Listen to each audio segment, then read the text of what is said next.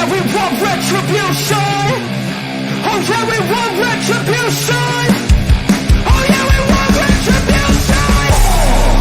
Yeah, we ran out of patience. For your love with the cold hard hatred. I can feel the vibration. Feet in the streets, it's a new sensation. I wanna break faces on the pavement. I wanna make greatness look complacent. Adrenaline awakened, I can taste it. We can make an impact, grab and then take it. Like a disease, bring them to their knees. Take for their disease. Just like a weed.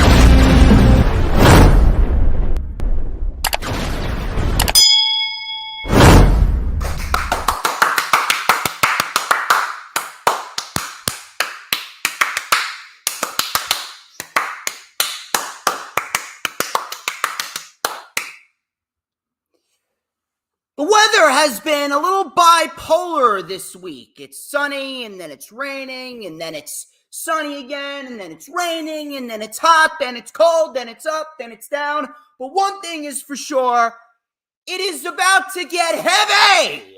It's about to be on like Donkey Kong, because I'm looking at my watch right now, and I got this special feature on my G-Shock that allows me to see the month and the day that we are in, and based on what I'm looking at, my watch is telling me that it's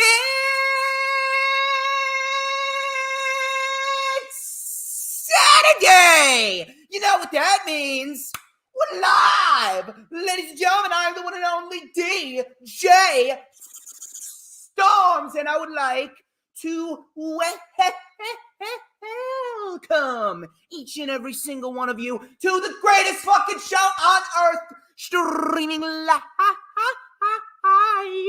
on 4 different platforms across 6 different accounts, and we are getting ready to get into the nitty and the gritty. June is known for many things that aren't really too favorable in my eyes. Fuck Pride Month. I'll tell you what June's going to be known for. June is going to be known for having some of the best live streams in the community, courtesy of DJ Shizzle Dizzle. As of course, you already know who I am, Mr. Controversy, and the operator of the best damn Twitter handle,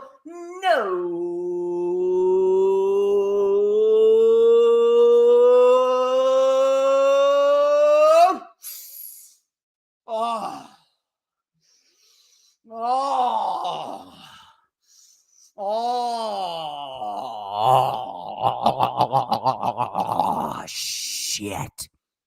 Do you smell that?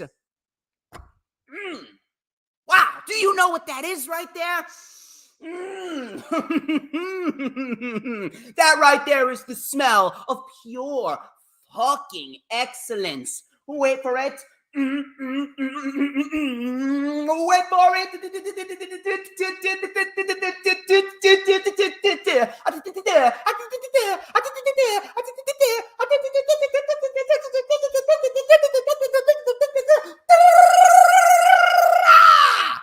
Two-man kind. And this is the official Lightning Flash update for Saturday, June 17, 2023, with the debut of AEW Collision upon us tonight. And my God, we got a lot to get into. Plenty of good material to dive straight into here on the LFU this week, including Drew McIntyre and where he stands. What's going on with Drew McIntyre? And then, of course, what's the original plans for the women's tag team titles and where they're going with this unification match taking place next Friday on SmackDown in London. What's going on with Roman Reigns and the Bloodline, and Mick Foley making a complete fucking retard of himself, praising the Cody Rhodes Brock Lesnar feud. But although I should really expect nothing else from Mick Foley, he's a fucking libtard. So by default, he's bound to say something stupid when it comes to pro wrestling. And then the big one here, Disney and WWE forming a partnership and what it could mean going forward. All this and so much more throughout the next 2 to 2.5 hours. We are rocking and rolling as per usual. We got a couple people in here so far. I see Super AJ Styles, Nick, Final Hoss, and Sarah Habka. Thank you very much for taking the time. We got plenty to dive into. But before we dive into that, let me take a sip of my ice water right here. Needed that. Of course, you guys are not already doing so. Please be sure to follow me on social media at HistoryMakerDJS. That is at HistoryMakerDJS, both on Twitter and Instagram. You can also add me on Facebook for collaborations and business inquiries. Please send me an email. My email is, of course, StormsTakeOver@gmail.com. Please make sure that you like the official DJ Storms business page and make sure that you send me an invite to join the official DJ Storms posse group on Facebook, that is. That way, we can get all the elite members of the DJ Storms posse into one specific Facebook group. So go out, like the business page, and I may just send you an invite to join the Facebook group. Those links are in the description as well. Of course, be sure that you subscribe to all of Hardcore Sports' major social media platforms, including the Twitch, which we are live on right now, at Hardcore Sports 1, Twitter, which we're live on right now, at Hardcore Sports _, Hardcore Sports YouTube channel, and of course, the Hardcore Sports Instagram. We are looking to be the #1 brand in all of sports analytics, so please go and check Hardcore Sports out. We are over 700 subscribers and counting. We are growing at a rapid pace, so please go show some love to Hardcore Sports. Go show Hardcore Sports some love. It is very, very vital that you do so. It helps me out as well.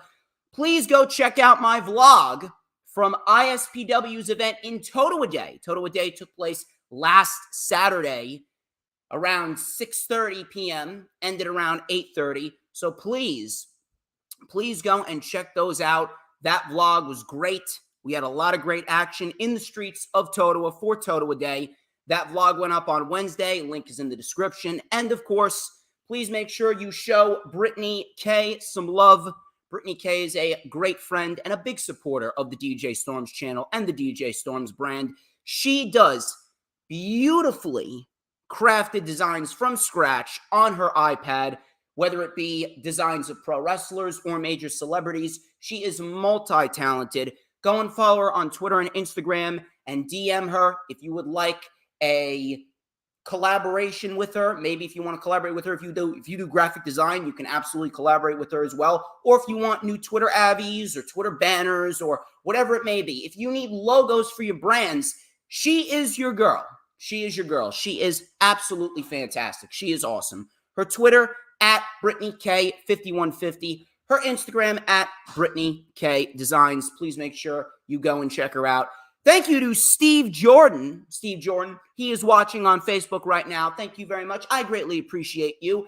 You stopping by to get yourself a little slice of the Stormsmeister. Trust me, you ain't the only one. Of course, please make sure that you hit the like button wherever you're watching it from, whether it be Twitter, YouTube, Facebook, or Twitch. That way, we can get a wide outreach. We want to get as many people in here as possible. Share the stream out on all platforms of social media: YouTube, Facebook, Twitter, Instagram, Pinterest, Tumblr, Snapchat, TikTok, whatever social media platforms that you may be using. Share it out because we got a lot to get into. And you already know when DJ Storms talks about wrestling, ain't nobody better. Who better? Absolutely fucking no one.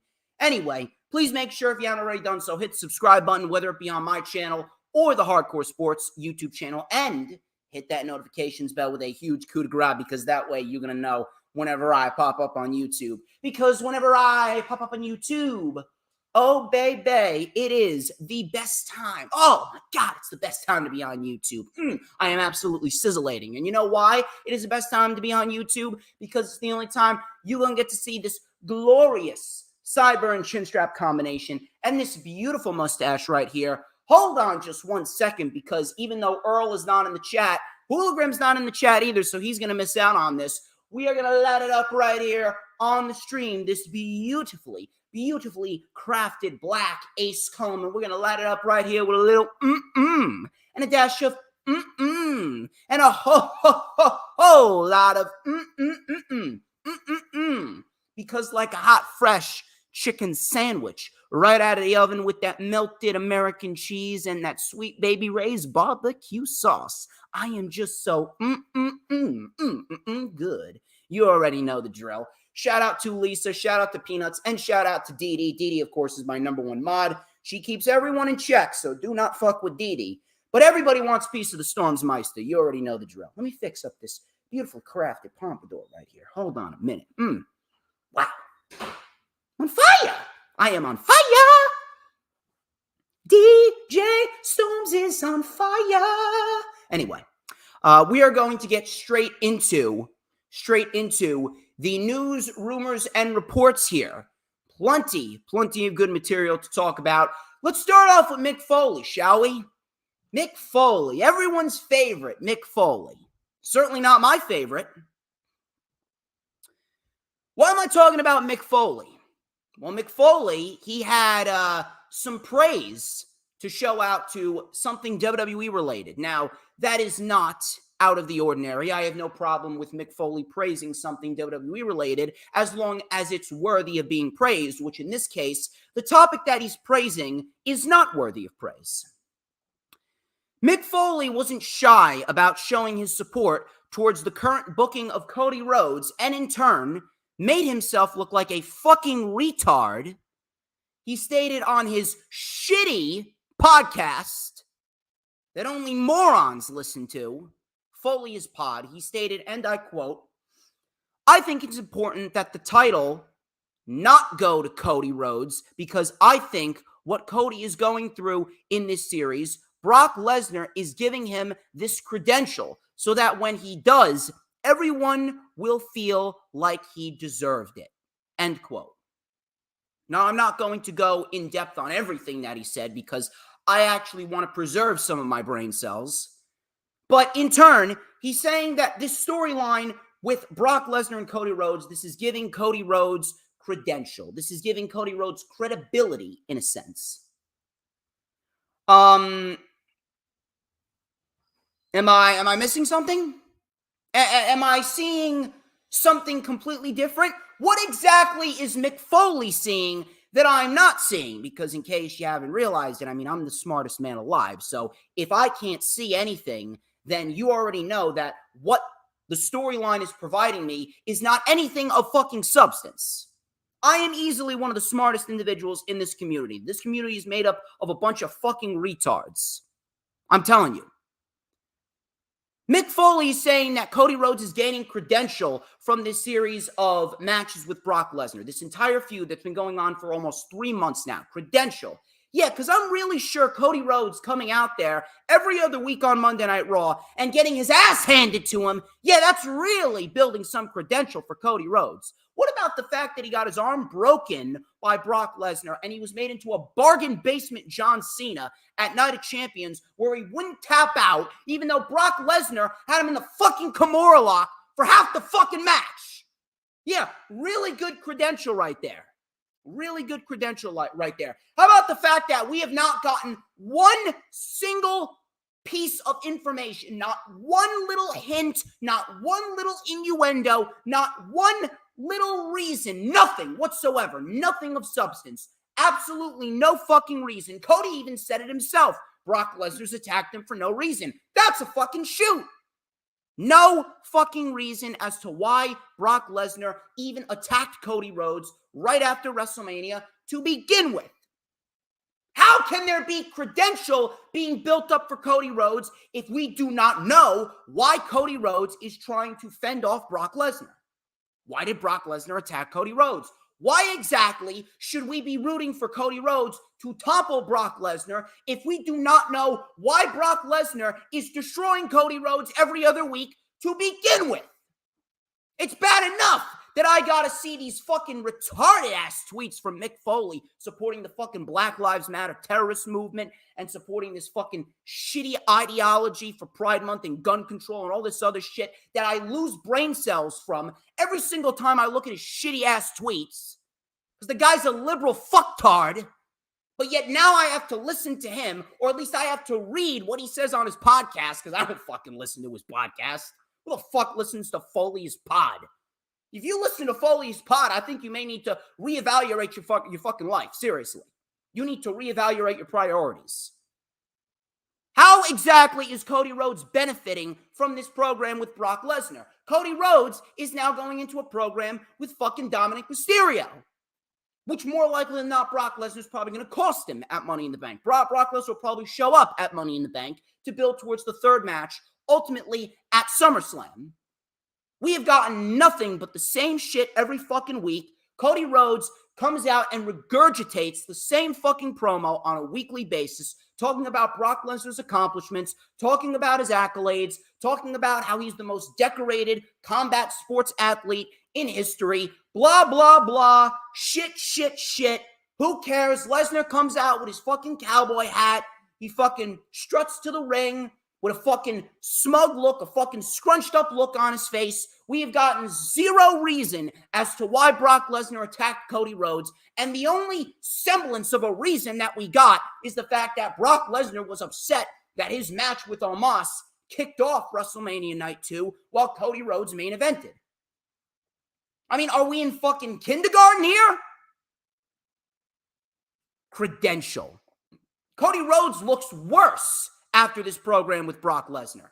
How exactly is there going to be any credential, any credibility built if Cody Rhodes does not even have a reason as to why he is defending himself against Brock Lesnar, and Brock Lesnar doesn't even have a reason as to why he attacked Cody Rhodes almost 3 months ago to begin with? Am I losing my fucking mind here? Mick Foley obviously lost his X amount of years ago. Too many fucking blows to the head, Mickster. Holy fuck. And then people wonder why I get pissed off. Listen, I am all for freedom of speech, but holy shit, I think we really need to deplatform Mick Foley. We really do. I'm sorry. I'm sorry. The amount of stupidity that comes from this man is just mind-boggling. This man is so fucking dumb. It is a miracle that he even remembers when to breathe. Cody Rhodes has been absolutely destroyed, ruined. He does not feel the same than when he did going into his match with Roman at WrestleMania. He doesn't. And if you think that he does, you're just as bad as Mick Foley. Credential. Shove the credential up your fat ass, Mick Foley. Cannot fucking believe that I wasted a whole 5 minutes of my life talking about that fucking idiot. Moving on here. Women's tag team titles. According to a report from Fightful Select, the upcoming unification match between Ronda Rousey, Shayna Baszler versus Alba Fire and Isla Dawn may be a means to go back to square one with the women's tag team titles and the division as a whole. Fightful were told that the WWE women's tag team titles will appear on NXT programming going forward when necessary. That was the original plan for the titles at the beginning. So let me ask you this. If that is the case, and we are combining both sets of women's tag team titles, why didn't you just stick to the original plan to begin with? Why exactly did we need to create a second set of women's tag team titles for NXT? Why exactly didn't we just go forth with the original plan from the jump? Oh, yeah, that's right, because Vince McMahon didn't want to use the women's tag team titles on NXT because back then Triple H was running NXT Black and Gold and he was handing Vince McMahon his ass every week. That's right. Oh, no. What about the fact that Vince McMahon completely infiltrated NXT, rebranded it as fucking Unicorn Semen NXT, destroyed everything about it. Shawn Michaels isn't doing a good job down there. Shawn Michaels has virtually been crafted in the light of Vince McMahon. He's pretty much running NXT as if Bruce Pritchard is running NXT. Everything that Shawn Michaels has done hasn't done jack shit with NXT. The brand is dead. It's the worst brand in the industry right now. So now that NXT Black and Gold has already been killed after Vince McMahon and Bruce Pritchard turned it into a fucking unicorn semen party, after Vince and Bruce turned it into Monday Night Raw Light, I mean, there's no fucking reason to, hey, we gotta keep the women's tag team titles off of NXT because it's Black and Gold. But oh, no, Black and Gold is dead, Bruce. Black and Gold is dead, and Unicorn Semen NXT lives on. So now we can combine the titles, and now I am going to be running all 3 shows. It's going to be such good shit. It's exactly what is going through Vince McMahon's mind. But no, who the fuck am I? I'm just a common 24-year-old Jersey kid with thick-ass fucking sideburns and a black pompadour that don't know jack shit about pro wrestling, right? It's unbelievable. I'm already out of fucking 20 out of 10. And we're not even fucking 30 minutes into the fucking stream. Unbelievable. Should have done it from the very beginning with the women's tag team titles. So now I got Mick Foley acting like a fucking retard, telling me that Cody Rhodes is actually gaining credential, and now I got this fucking report on the women's tag team titles. Yeah, great stuff. The women's tag team titles should have been floating championships from the jump, but since Triple H was handing Vince his ass every single week with NXT Black and Gold, Vince McMahon did not want to put the women's tag team titles on NXT. So instead, he had the Iconics beat Sasha Banks and Bayley. They never showed up on NXT. The only time that the women's tag team titles did show up on NXT was when Kairi Sane and Asuka had it, and then when Shayna Baszler and Nia Jax came in to fight Raquel Rodriguez and Dakota Kai. And then, because of some faulty-ass shenanigans in that match, Shayna and Nia retained, and then they instituted the NXT Women's Tag Team titles. But now that NXT Black and Gold is dead, Vince McMahon can do whatever the fuck he wants. The damage that Vince McMahon has done to this company is almost, it may very well be beyond repair. It is ridiculous.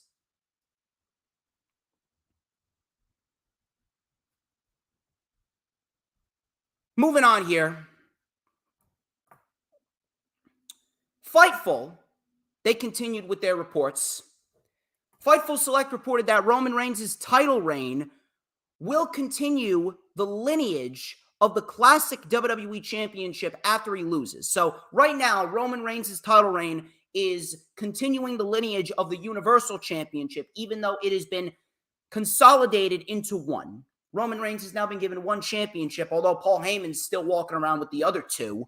Roman Reigns has had a championship consolidated into one, and he's continuing the classic Universal title reign from 2016. But when he loses, the Universal title will ultimately be retired after Roman Reigns is vanquished, and it will continue the legacy of the WWE Championship, which was instituted in the 1960s. Now, it may seem a bit confusing. I understand where they're going, but if you ask me, all of this shit that keeps on coming out, it really just proves to me that Roman Reigns should have never won both championships at WrestleMania 38 to begin with. That shit was just completely fucking unnecessary. If you weren't going to end the brand split and you weren't going to consolidate the championships into one, at least back then, you waited how long? You waited fucking 14 months to finally consolidate the fucking titles? I don't really know where they're going with Roman Reigns, but we're going to talk about that in a little bit. We're going to talk about that in a little bit because apparently Roman Reigns and his world title reign has absolutely no end in sight. But before we get into that, let's talk about Drew McIntyre. Let's talk about Drew.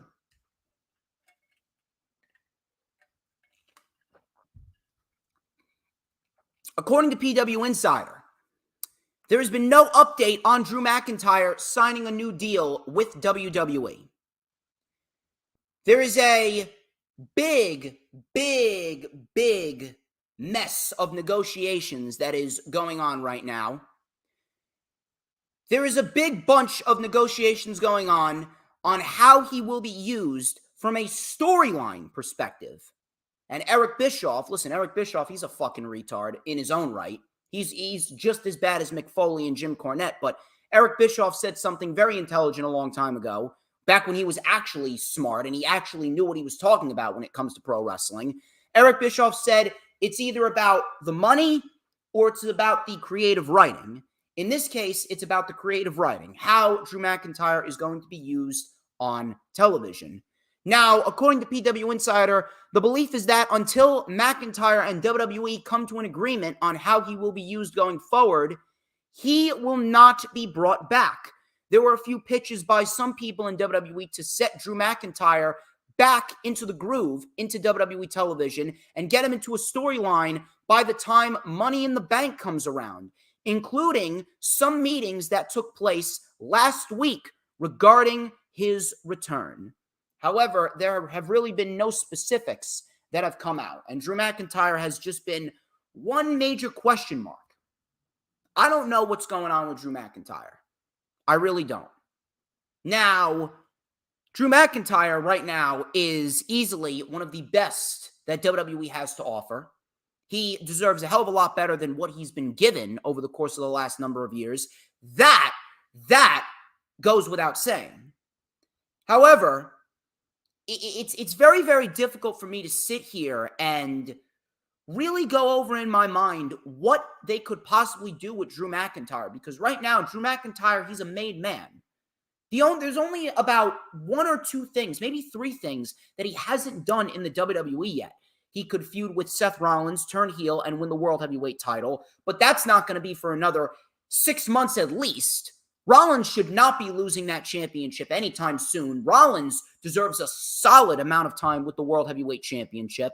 200 days minimum.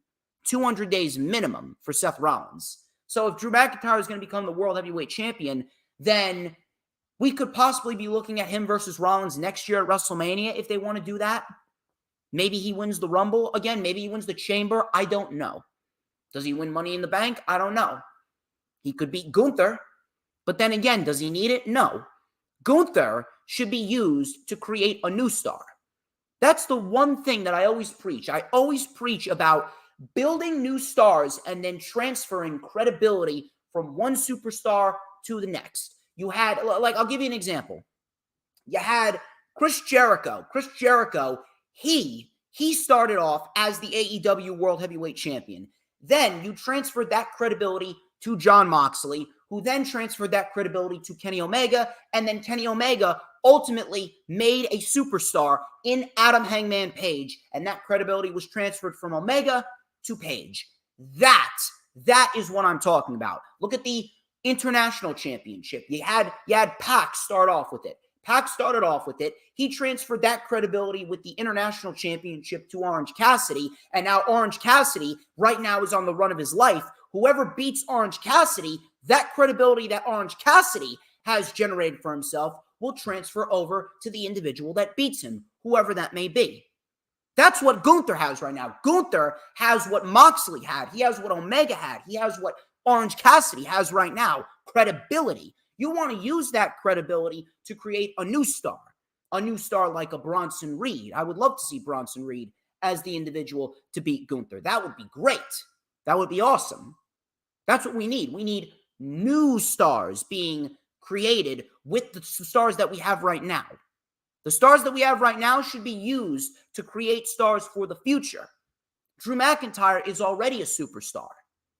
That's the second thing that he could do, but what makes him more deserving than any other individual? What makes him more deserving than a Sheamus, who pretty much was shafted at WrestleMania, so Gunther could break the Honky Tonk Man's record? What about Bronson Reed? What about Apollo Crews? What about Mustafa Ali? What about guys like that? What about Braun Breaker? What happens if Braun Breaker gets called up to the main roster and he's on Raw? Braun Breaker and Gunther, that's a big-time fucking pay-per-view level match. Or he gets transferred over to SmackDown and he wins the United States title, and he does with the United States title what Orange Cassidy is doing with the AEW International Championship. But then again, that would kind of be a little bit of a downgrade for Drew because he came back to do what? Win the United States title and do fuck all nothing with it? The World Heavyweight Championship seems like the most likely outcome, but how willing is WWE to do that? Because the ball right now is in Drew McIntyre's court. The ball right now is in Drew McIntyre's court, and he's looking to take the shot. Depending on what shot that he takes, WWE is going to have to figure out what exactly they want to do after Drew takes his shot. Because Drew could either say, you give me this, or I'm walking.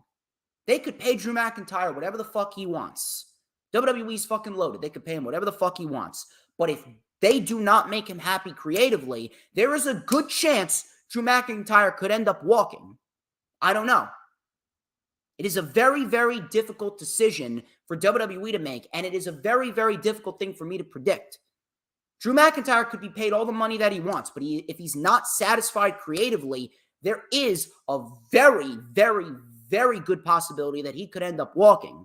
And to be quite honest with you, that could very well be the best thing for his career. Because outside of the World Heavyweight title, the U.S. title, and then potentially beating Gunther, there's really nothing left for Drew to do. Although Drew McIntyre, after everything that he's done for this company, carrying the company through a pandemic, doing everything that they have asked of him without complaining, and they have nothing for Drew McIntyre, that right there is fucking pathetic. It really is. But I don't know. Maybe leaving WWE could be the best option for Drew. Going to AEW, potentially feuding for the world title with MJF, that would be big for him. But I don't know what is to come with Drew McIntyre right now. I will keep you guys updated on any new reports and rumors that I hear about Drew McIntyre, but that's all I got for you right now regarding Drew. A superstar that I don't think many people really give a shit about, Elias. Fightful reported that Elias's WWE contract expired towards the end of 2022. They reached out to see if he had signed a new deal, but they have not heard back yet. Now, I'm sure that no one really gives a shit about Elias right now because Elias, he has been a dead act for the last 4 or 5 years, ever since that they passed on him, beating Seth Rollins back at Money in the Bank. That was the best opportunity to do it. Give Elias the IC title against Seth Rollins at Money in the Bank 2018. They didn't do that. They instead wanted to give the IC title to Dolph Ziggler and had Dolph Ziggler feud with Seth Rollins for God knows how fucking long, which didn't result in anything. Didn't result in anything whatsoever. The only reason why they did that was to keep Seth Rollins out of the Universal title picture so fucking Roman Reigns, babyface Roman Reigns, could take the title off of Brock Lesnar. I really don't know what the fuck's going on with Elias, but to be quite honest with you, I don't really give a shit. I don't give a shit if he's working without a contract. I don't give a shit if he's working with a contract. To be quite honest with you, I was actually enjoying Ezekiel more so than Elias. If anything, at least Ezekiel was going out there. Ezekiel, in the 3-month period that Ezekiel was around, he put on better matches than Elias ever did. I was actually enjoying Elias under the Ezekiel character more so than the Elias character. At least Ezekiel was actually putting on solid matches. I don't know. I don't really know. And to be quite honest, I don't really care.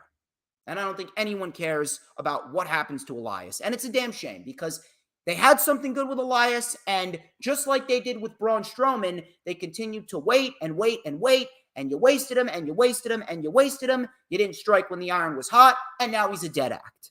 At least Braun Strowman has actually been putting on decent matches in the last year, and at least Braun Strowman had something going for him with his tag team with Ricochet. Thoughts and prayers to Braun Strowman after going through some neck fusion surgery, and I hope that Braun Strowman makes it back okay.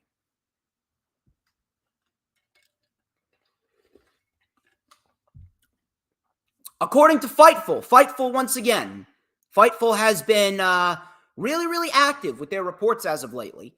Fightful Select reported that the Maximum Male models will be getting repackaged on the main roster. And you know what? I do not care whatsoever. Same thing with Elias. I don't give a shit. I don't give a shit. Maximum Male models were a dead act from the start. And seeing that Maxine Dupree legitimately the only redeeming quality about the Maximum Male Models, because she's a fucking smoke show. Maxine Dupree went over, and now she's with the Alpha Academy, which I actually like her better with the Alpha Academy, and the Alpha Academy are slowly becoming major baby faces in the tag team division. Maximum Male Models are all but dead.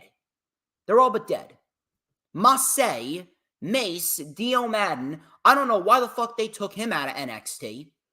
Dio Madden should have never seen the light of day on the main roster. Dio Madden should have still been in NXT, and he should still be trying to find exactly who the fuck he is. Because I don't know who the fuck Dio Madden is supposed to be. Now, Mansoor, he actually has something decent going for him because he can actually wrestle. He's put on some damn good matches, but I don't really know if this Maximum Male Models gimmick is the best option for him. If anything, Mansoor should really be under the old gimmick, or the lack of a gimmick that he had. At least put Mansoor in the ring, put him in the same attire that Ali has, maybe even reform the tag team with Mustafa Ali.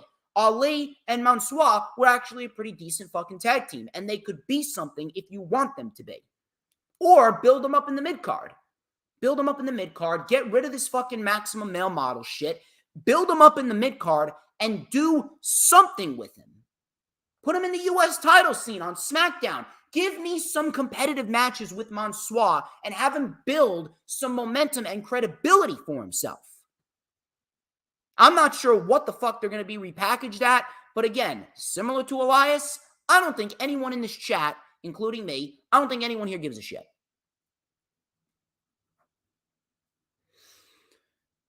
I got a report regarding AEW, or two major reports regarding AEW. I'm not sure where the first one's going to go, but according to WrestleHouse, at WrestleHouse, AEW has reached out to Sean Waltman about potentially working with AEW and possibly doing something with Billy Gunn. Although I don't know what the fuck they'd be doing with Billy Gunn. If anything, Sean Waltman would be nothing more than another manager for the Acclaimed with Billy Gunn. Billy Gunn is the only individual that I would not mind seeing compete in the ring, but I'm not sure how Sean Waltman is going to operate. Could he still go out there and do what he does? Maybe. But at the end of the day, Sean Waltman would be nothing more than a manager for the Acclaimed. And I'm not sure how likely this is, considering that last time I remember, he was under a Legends contract for WWE. But I don't know. That's just something that I figured I'd throw at you. Let me know what you guys think. This is the major report. For AEW. According to Sports Illustrated, multiple sources close to Tony Khan have confirmed that there have been significant discussions with him and Mercedes Moné, aka Sasha Banks. And that right there is absolutely fucking huge. Now, before Mercedes got injured, I can only imagine that Tony Khan was potentially talking about Mercedes Moné potentially defending the New Japan Pro Wrestling Strong Women's Championship at Forbidden Door. Now, that's not going to happen. I'm not sure what is going to come forth of this. Maybe we get Ruby Soho competing against Willow Nightingale for the New Japan Pro Wrestling Strong Women's title at Forbidden Door. I mean, it's a New Japan Pro Wrestling Women's Championship, and it's New Japan and AEW's Forbidden Door, so they could potentially do that. But depending on how long Mercedes Moné is out, that will determine whether or not we see her in AEW. Could we potentially see her at Wembley Stadium? That's definitely big. That's definitely a possibility. I would not mind seeing her in Wembley Stadium. Maybe she comes in and she fights Toni Storm. Because here's the thing. If Jamie Hayter's not ready, but Mercedes Moné is, Mercedes Moné would probably be the ideal individual to come on in as a surprise and fight Toni Storm for the Women's Championship and potentially, if they want her to, win the Women's Championship. According to Dave Meltzer, she's pretty much done with Stardom.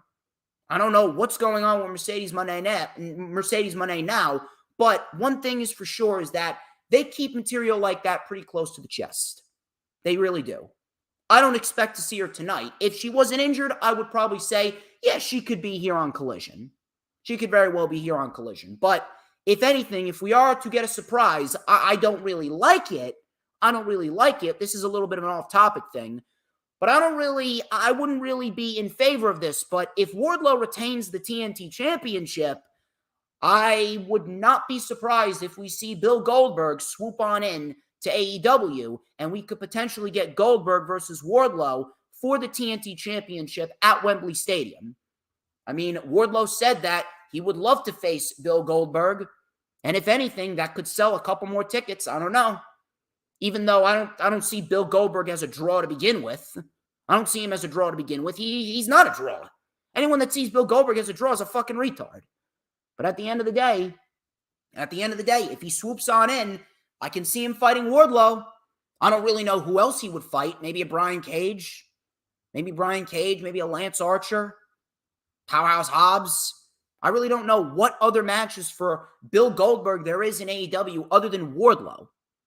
But if so, it's going to be a short-term deal with Bill Goldberg. This isn't going to go for the next 5 fucking years. And if Bill Goldberg is to stay with AEW, at the end of the day, if he wants to, because listen, he doesn't give a fuck about the wrestling industry, but if he wants to get his retirement tour and then potentially give back, maybe he could work some sort of a backstage position. I mean, if you pay Bill Goldberg, he'll do whatever the fuck you want. You pay him, he'll do whatever the fuck you want. I don't fucking know.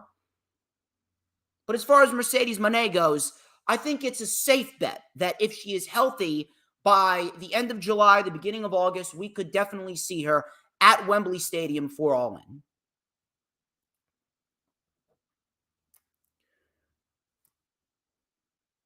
I may as well talk about this now, and then I'll talk about the Roman Reigns scenario. I was going to save this for last, but considering what happened on SmackDown, I'd say that is probably the biggest thing that happened in wrestling this week, minus that great fucking episode of Dynamite that we got.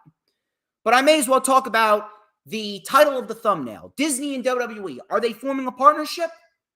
According to the New York Post, Disney has interest in the WWE broadcasting rights. WrestleVotes followed up on this report with a tweet that read, and I quote, "Regarding the TV rights negotiations, there is big-time interest from WWE in a Disney partnership.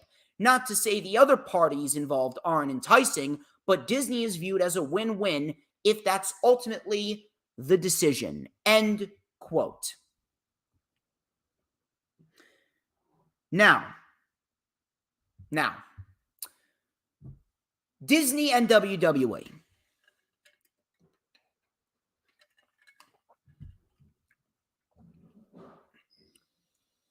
From a creative standpoint, I don't really see anything different really happening. Now, I know that some people are thinking to themselves, oh my God, Disney could infiltrate WWE and we're going to have to fucking see the Little Mermaid win the WWE Championship or some shit like that. Or we'll see some shitty ass woke agendas being pushed on WWE TV, as if we haven't already seen that. I don't think that this is going to result in anything more than WWE just broadcasting on Disney Plus. I really don't see this resulting in anything more than that. There is a negative, and it's a big negative, but I don't think that it's going to be as out of the ordinary that we haven't seen from WWE. What WWE is doing now, they're pretty much going to be doing on Disney, if they do get signed to Disney Plus. But at the end of the day, WWE is looking to sign with Disney Plus. If they do sign with Disney Plus, if this is ultimately the decision regarding these media rights deals, if they don't re-sign with Fox and USA, and they do potentially sign with Disney, at the end of the day, this could inevitably mean that WWE is going to gain more money for themselves. Disney's a win-win. I'm not sure if they're going to continue the partnership with Peacock. I'm not sure if Peacock or NBC Universal and Disney are working hand in hand. But regardless, I mean, at the end of the day, this is nothing more than a means for WWE to gain more money. At the end of the day, this is a business decision for WWE. Considering that there's probably going to be a lot of fucking cuts being made with Endeavor, I can only imagine that there's going to be a lot of cuts made with Endeavor. They already have rumored budget cuts to take place on the day of Money in the Bank. I'm not sure what is going to happen there. But at the end of the day, WWE is looking to gain more money. And this is a means of doing that. The negative is pretty much what you're seeing now. I have been saying this for God knows how long. WWE, then, now, and forever, will always be a lazy company. WWE is just lazy. They've been lazy for God knows how many years. And WWE, being the sly motherfuckers that they are, they have essentially manipulated themselves into deals with all these fucking people, whether it be the Saudis or NBC Universal or Fox, Peacock, or if they sign with Disney. What they have done, Endeavor, what they have done is they have manipulated the system to a point where they don't have to do anything. They don't have to do anything, and they will get paid millions of dollars for it. You actually think that they need to show up to Saudi Arabia and put on a good show? You think they need to go to Saudi Arabia twice a year and put on a good show? No. Now, granted, the last couple of Saudi Arabian shows have been great. Night of Champions was solid. Crown Jewel last year was a great show. The Saudi shows recently have been very good. But do you think they have to be good? WWE doesn't need to put on a good product. They go there twice a year. The Saudi Arabian prince is just satisfied with having WWE there. All they need to do is show up. How many Saudi Arabian shows have we gotten in the last number of years that have been absolute shit? Super Showdown, Crown Jewel in years past, Elimination Chamber, Crown Jewel, Elimination Chamber, Super Showdown, Greatest Royal Rumble. These shows have been absolute shit. And you know why? Because WWE doesn't have to put any effort into them. It's like fucking gym class. You show up, you do the bare minimum, you get an A. That's it. WWE shows up to Saudi Arabia. They just throw a couple matches in there, make it some random fucking show. The crowd goes wild. Saudi Arabian prince is satisfied because they showed up and put on a show, and they get paid millions and millions of dollars. That's it. Look at NBC Universal. Look at USA. NBC Universal owns USA. And the last time I checked, Monday Night Raw is at a 1.6 million rating. It's the lowest it's ever been. But by default, Monday Night Raw is the most watched show on USA Network. That just goes to show you how shitty USA Network really is. Monday Night Raw on USA Network absolutely fucking blows dick. No one gives a fuck about Monday nights on USA with fucking what? NCIS or fucking Law and Order Criminal Intent. No one gives a fuck about these shows. Those shows fucking suck dick. Those shows suck. Monday Night Raw sucks, but the wrestling fan base is so fucking big that at the end of the day, as shitty as the ratings are for Monday Night Raw, it's the most watched show on USA. And you think that the executives of USA are not going to bend over and give WWE all this fucking money when they're the most watched show on the channel? If they lose Monday Night Raw, USA could essentially go out of fucking business. Then you got Peacock. Peacock brings in a lot of subscribers for WWE. You don't think that Disney would love to have WWE? Because Disney ultimately has gone to absolute shit. Look at how much money they fucking lost in this fucking lawsuit war with Ron DeSantis. Good job, Ron DeSantis, by the way. And all this fucking shit with this woke agendas, and they're losing all this fucking money. You don't think that Disney would love to have WWE on Disney Plus? And you don't think they'd love to gain an easy extra 100 million, 200 million, 300 million, 500 million? You don't fucking think that Disney would love to gain a couple extra bucks by having WWE on Disney Plus? Of course they would. Of course they would. But at the end of the day, the more money that WWE ranks in, the more money that flows into the pockets of WWE executives, the less they care. That's the problem.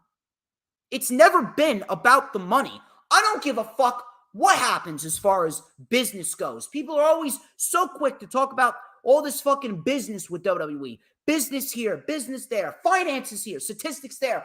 Unless you work for the fucking company, there is no fucking need for you to talk about statistics, finances, ratings, or any of this fucking bullshit.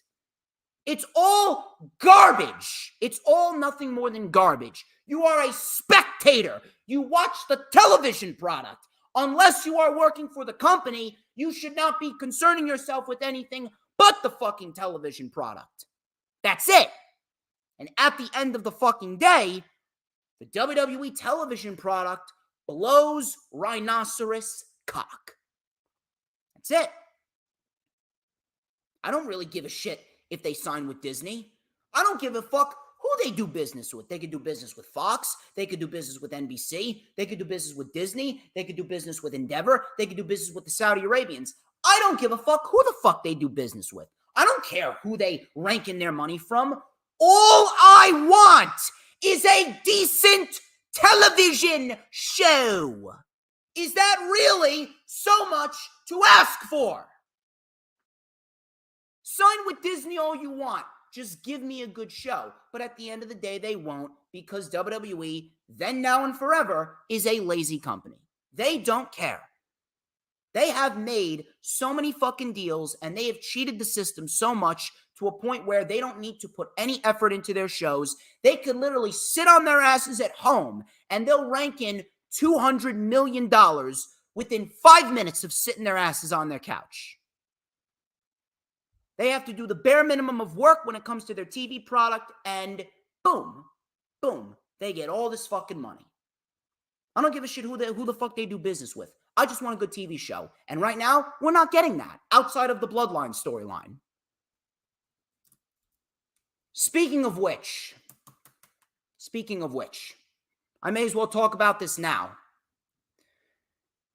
Better Wrestling Experience was asked if he knew when Roman Reigns would be dethroned and when he would lose the Universal Championship.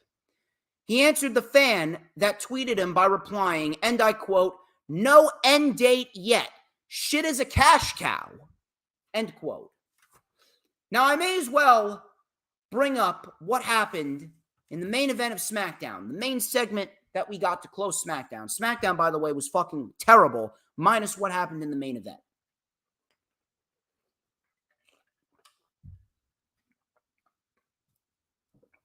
Roman Reigns, Solo Sikoa, and Paul Heyman, they came out.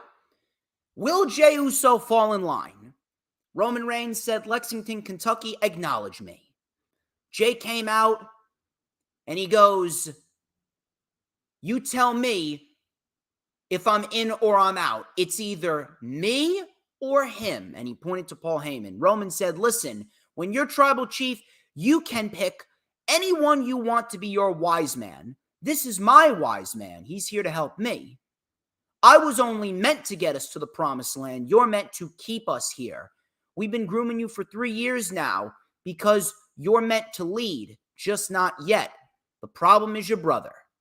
Jimmy Uso came out and he said, "No, the problem is our cousin. You say you're a leader, but all he's doing, Us, is using you. You believe this garbage?" Roman then said, "It took you 10 years just to get on WrestleMania. I'm the wings. He's the anchor.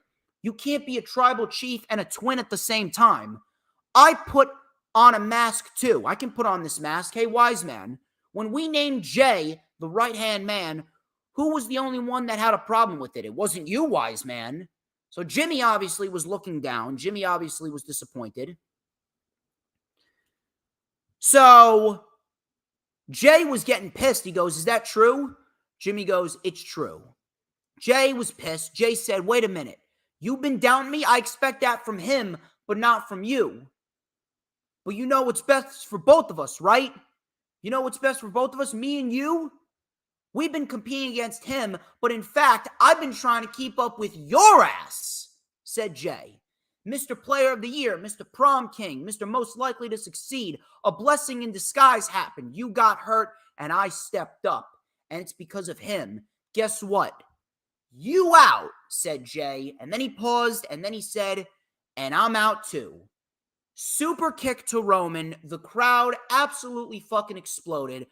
Paul Heyman was fucking great in this segment. Paul Heyman had this fucking shocked look on him, like he was about to fucking break down hysterical crying. And he did actually break down hysterical crying. Solo shocked that Jay would do that. The Usos super kicked their own brother. Roman Reigns was pissed. He was screaming, "You don't leave me. You don't leave me." The Usos with another set of super kicks, and the crowd went fucking ballistic. Outside of this, SmackDown sucked, but this one segment for 15 minutes, this one segment was absolutely fucking amazing. I got chills. I got legit chills watching this segment. Easily the best thing that happened in pro wrestling this week, minus that fucking classic that Adam Cole and MJF put on Dynamite. But this was fucking awesome. Now, as great as this was, and it was great, as great as this was, and now we got this bloodline civil war going on. We're going to get a tag team match at Money in the Bank. That should be great. Now, the Usos are tasked with breaking Solo from this manipulation of Roman Reigns, and Roman Reigns will have lost everyone. However, as great as this storyline has been, and as great as this segment was, we are still stuck in a dilemma here. Roman Reigns is still the undisputed Universal Champion. I know that may be a little hard for you to remember, considering that the title has essentially become a prop now. Roman hasn't defended the title since WrestleMania. You had Roman Reigns on 1,000 days he reached at Night of Champions, and he didn't even defend the fucking title. Now he's going to Money in the Bank in the O2 Arena, and he's not even going to defend the title there. If anything, I would have had him defend the title against Jimmy Uso, and then that would have been when Jay inevitably sides with his brother. That would have been a hell of a lot better. But Roman Reigns is still the champion.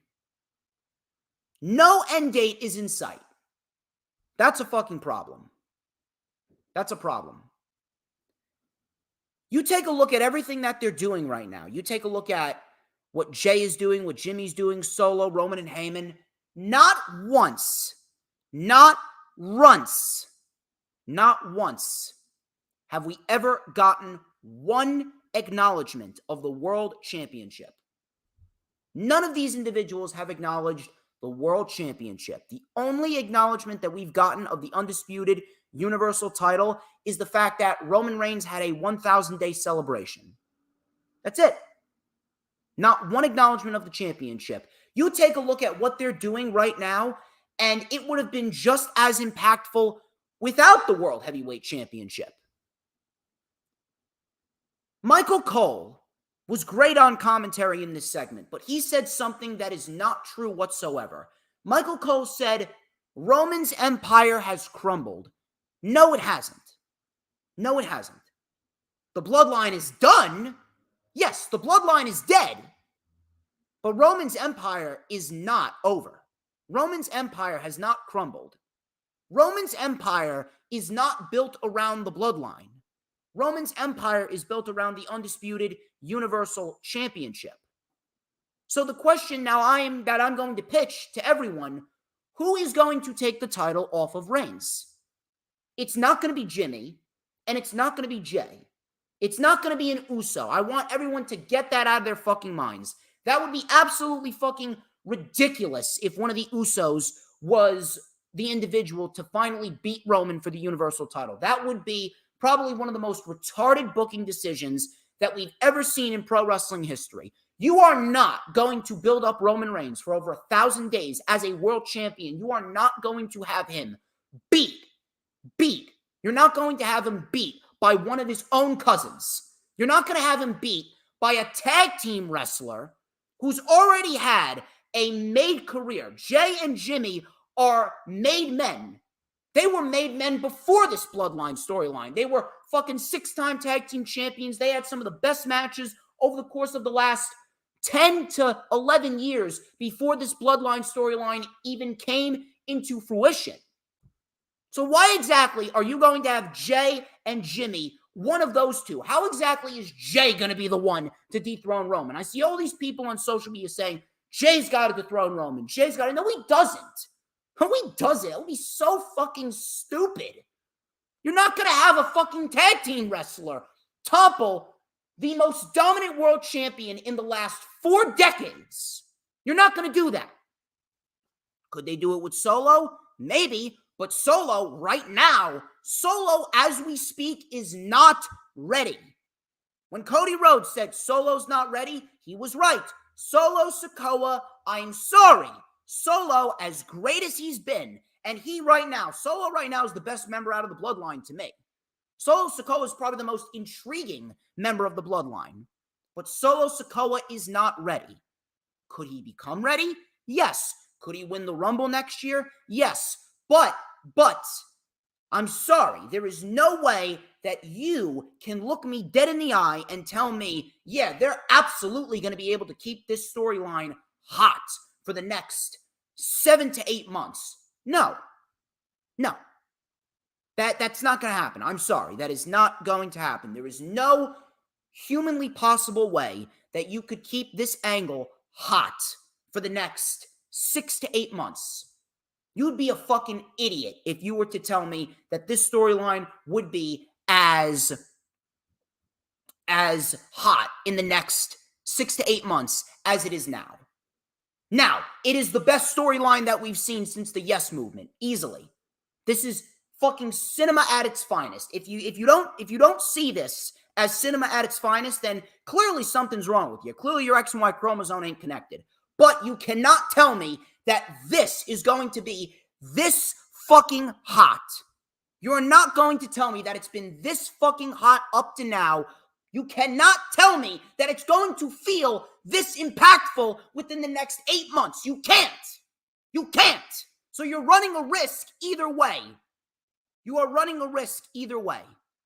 Cody Rhodes, the weeks go on. As the weeks go on and on and on and on, it just further proves that I was right. And I'm sitting here and I'm asking myself again, why the fuck didn't they pull the trigger on Cody at WrestleMania? Everything that Roman Reigns is doing right now with the bloodline could have been accomplished without the inclusion of the World Heavyweight Championship that Roman Reigns is carrying. Everything. But no, we need to get Cody in a program with Brock Lesnar. He's not even in the Money in the Bank ladder match, so you don't have an easy in. He's fighting Dominic Mysterio, and he's set for a third match with Brock Lesnar at SummerSlam. He's not going to win the Universal title at SummerSlam. He's not going to win Money in the Bank. He's not going to get cashed in. He's not going to cash in the championship opportunity that he wins at Money in the Bank on Roman Reigns. He's not, because of Vince. This is the problem that comes with Vince McMahon and everyone. I don't see anyone acknowledging this. I don't see anyone talking about this. No one is talking about the World Heavyweight title and the fact that Roman Reigns is still carrying it. It's become a fucking prop. And at the end of the day, none of the bloodline is beating Roman. And if they do, you're running the risk of the storyline losing steam going into next year's WrestleMania if we get Solo Sikoa in a match against Roman Reigns. It's not going to happen. It's not going to feel impactful. It is not going to feel as important as it is now. Paul Heyman said in the post-media scrum for WrestleMania, oh, we're only in the second inning. The second inning? Motherfucker, you're in overtime. You're in the second inning, more like the fucking 22nd inning.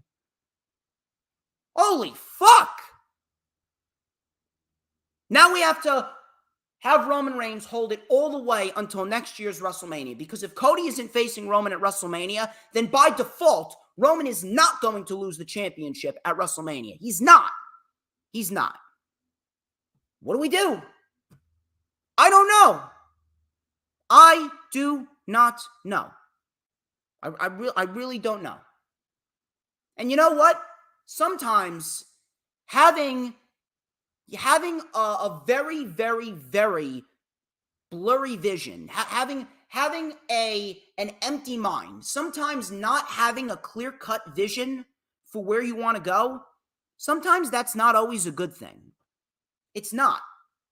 Because whoever Roman faces up until next year's WrestleMania is ultimately going to be a loss. And with how The Rock has fallen, because holy fuck, The Rock has had probably one of the biggest fall from grace that I've ever seen One of the biggest falls from grace I have ever seen is Dwayne Johnson. Black Adam flopped. The XFL is however many fucking dollars in debt. You got nothing going on, no projects. I mean, it's pretty much all but confirmed that Dwayne's going to come crawling back to WWE. And he's going to have that one last retirement match against Roman Reigns at WrestleMania 40. I mean,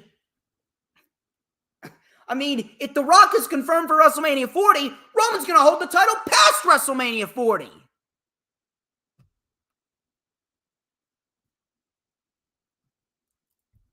And don't misconstrue what I'm saying either. It's not Roman's fault. It's not Roman's fault. It's not Paul Heyman's fault. It's not Solo. It's not Triple H. It's not the Usos. It's not anyone's fault but Vince. If you're going to direct your anger, direct it at Vince. Roman Reigns could have done everything that he's doing right now with the Bloodline without the inclusion of the Undisputed Universal Championship. Roman Reigns has done everything that WWE has asked of him in this Tribal Chief reign, and he has made Sammy look better. He's made Owens look better. He has elevated Solo Sikoa up into the stratosphere. He has given us match of the year candidate after match of the year candidate. He holds the accolade for two of the best matches this year with Sami Zayn and Cody. Roman Reigns is not to blame. And I really, really wish, there's a small part of me that really, really wishes that something would be done with Vince. It's unbelievable. It's unbelievable how he's cheated the fucking system. He's committed a fucking heinous crime, and he's gotten away with it again. He beat the steroid trials. He beat the Chris Benoit situation. He beat the Owen Hart debacle. He beat these fucking he's beat everything. He's beaten everything, and he will never let us forget it. And it's because of Vince. It's because of Vince that Roman Reigns is in this position right now, no matter how great this Bloodline storyline is. And it is easily the best storyline in the entire industry since the Yes Movement. It's been the best storyline since the Yes Movement, but none of this shit needed the world title. It didn't. If you honestly think that Roman Reigns still needs the world title coming out of WrestleMania, clearly you are nothing more than a WWE dick rider. You are nothing more than a WWE dick rider. Roman Reigns is great. Roman Reigns is great. He will always be great. It is unbelievable. It is unbelievable how Roman Reigns gets so much hate. It's unbelievable how much hate he gets for no reason. The hate towards Roman Reigns is unnecessary. If you're going to direct your hate, direct it at Vince. But the storyline itself, as great as it is, Roman Reigns does not need the World Championship anymore. And the fact that there's no end in sight, according to Better Wrestling Experience, I don't know where the fuck we are headed. I really don't. Jey Uso's not beating Roman. Jimmy's not beating Roman. Get it out of your fucking heads. Solo's not ready. And if they take the risk of Solo going into WrestleMania next year and potentially winning the Rumble and beating Roman, the storyline will not be as hot. It won't. It won't. As the weeks go on, it just further proves that I was right. Cody should have won at WrestleMania. If you can't see that after everything that they've done with the Bloodline, after no acknowledgement and no mention of the World Championship, throughout everything that they have done with Jimmy, Jey, Solo, and Roman up until this point. Roman Reigns hasn't defended the title since WrestleMania. He's over 1,000 days. Cody isn't even in Money in the Bank, and there's no end in sight. I don't know what's going on, but once again, the fact that there's no clear-cut vision, that's not a good thing. Roman Reigns in his title reign has been well overdone.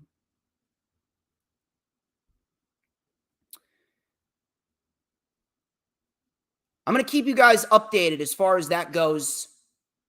We're going to see how this storyline plays out, but one thing is for sure. At the end of the day, Roman Reigns will not be losing that title at all. At least not this year. It's a damn shame. It's a damn shame. Those are your news, rumors, and reports. I hope you guys have had a great time here in the stream thus far. We are going to get into the weekly show reviews, and we certainly have a lot to talk about. Let's talk about Monday Night Raw.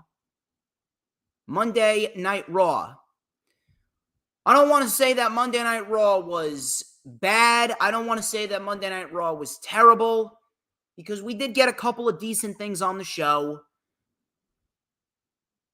But man, I'm telling you, outside of this Bloodline storyline, once again, outside of this Bloodline fucking storyline, absolutely fucking nothing is going on. There's two acts right now that are carrying Monday Night Raw. Gunther and Rollins are carrying Monday Night Raw. Facts. Outside of that, I do not give a shit. Adam Pearce, he introduced Rhea Ripley, and they were going to have a championship presentation ceremony. And it was the World Women's Championship, which is basically just Seth Rollins' title, but with a white strap. I will say this. The title looks very, very nice. It looks gorgeous, actually. Probably the best looking women's championship that we've seen in quite some time. But at the end of the day, it's all the same shit. It's a carbon copy of the World Heavyweight title, and they can't be bothered to do something different. Dominic Mysterio came out. He put it around Rhea's waist. Dom had a mic, and the crowd rained down boos. Dom said, "This is disrespectful to mommy and me. I will always be here to support her." Out came Cody Rhodes. He came to the ring. He says, "So, Kansas, what do you want to talk about?" "I would like to talk about you getting away from this program with Brock Lesnar and beating Roman for the World Championship. That's what I like to talk about. If you are not going to talk about that, I don't want to talk. I don't want to fucking talk." He goes, "We could talk about you, that beautiful new title, a legacy that you built. But let's talk about this." They replayed Dom slapping Cody Rhodes in the face. Cody said, "It would be nice to see Brock accept my challenge, but he doesn't have the balls." More and more enticing for the Beast, and Brock Lesnar will be at Money in the Bank, and he is going to get involved with Cody Rhodes in some way, shape, or form. He goes, "Why not me versus Dom at Money in the Bank?" Dom said, "I'm not afraid of anyone in the world. I embarrassed Cody Rhodes just like I would anyone else." Crowd chanted, "You suck" at Dom. Cody said, "It's a yes or a no." Rhea said, "My Latino heat is more of a man than you." He accepts. Out of nowhere, The Miz tried for a cheap attack. Dom took advantage and blasted Cody Rhodes in the back and ran off. Why this is happening? I don't fucking know. Now, granted, it's going to be a very nice test for Dominic Mysterio, because I'm actually very interested in seeing how Dominic Mysterio is going to handle himself in a big-time pay-per-view matchup against a major star. Yes, he fought Rey Mysterio at WrestleMania, but there's a difference between wrestling with your dad and wrestling with someone else that has no relationship to you on a major stage in front of a hostile crowd like we're going to get in London. So I'm actually very interested in seeing how Dominic Mysterio handles himself in London. However, it's very, very difficult for me to not see Cody Rhodes at Money in the Bank and come to the realization that we will not be getting Cody Rhodes and Roman at SummerSlam, and we got to suffer through a third match with Brock Lesnar and Cody Rhodes. It really is fucking stupid. Really is. Cody Rhodes, he took on The Miz. Not a bad match, but out of the recent string of Miz matches, this was probably the weakest match as of lately.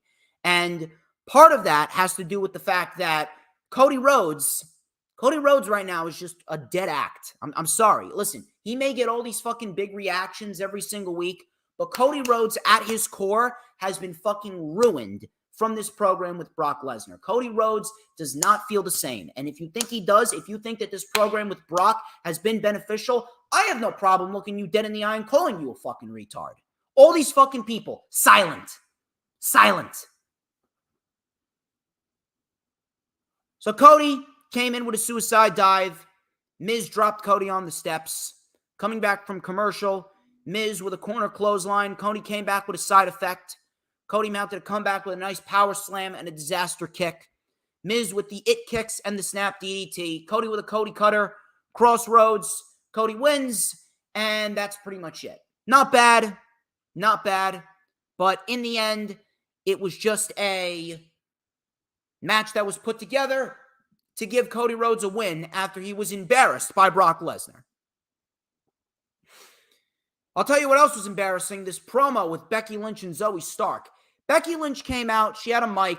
And she said, the man has come around to Wichita.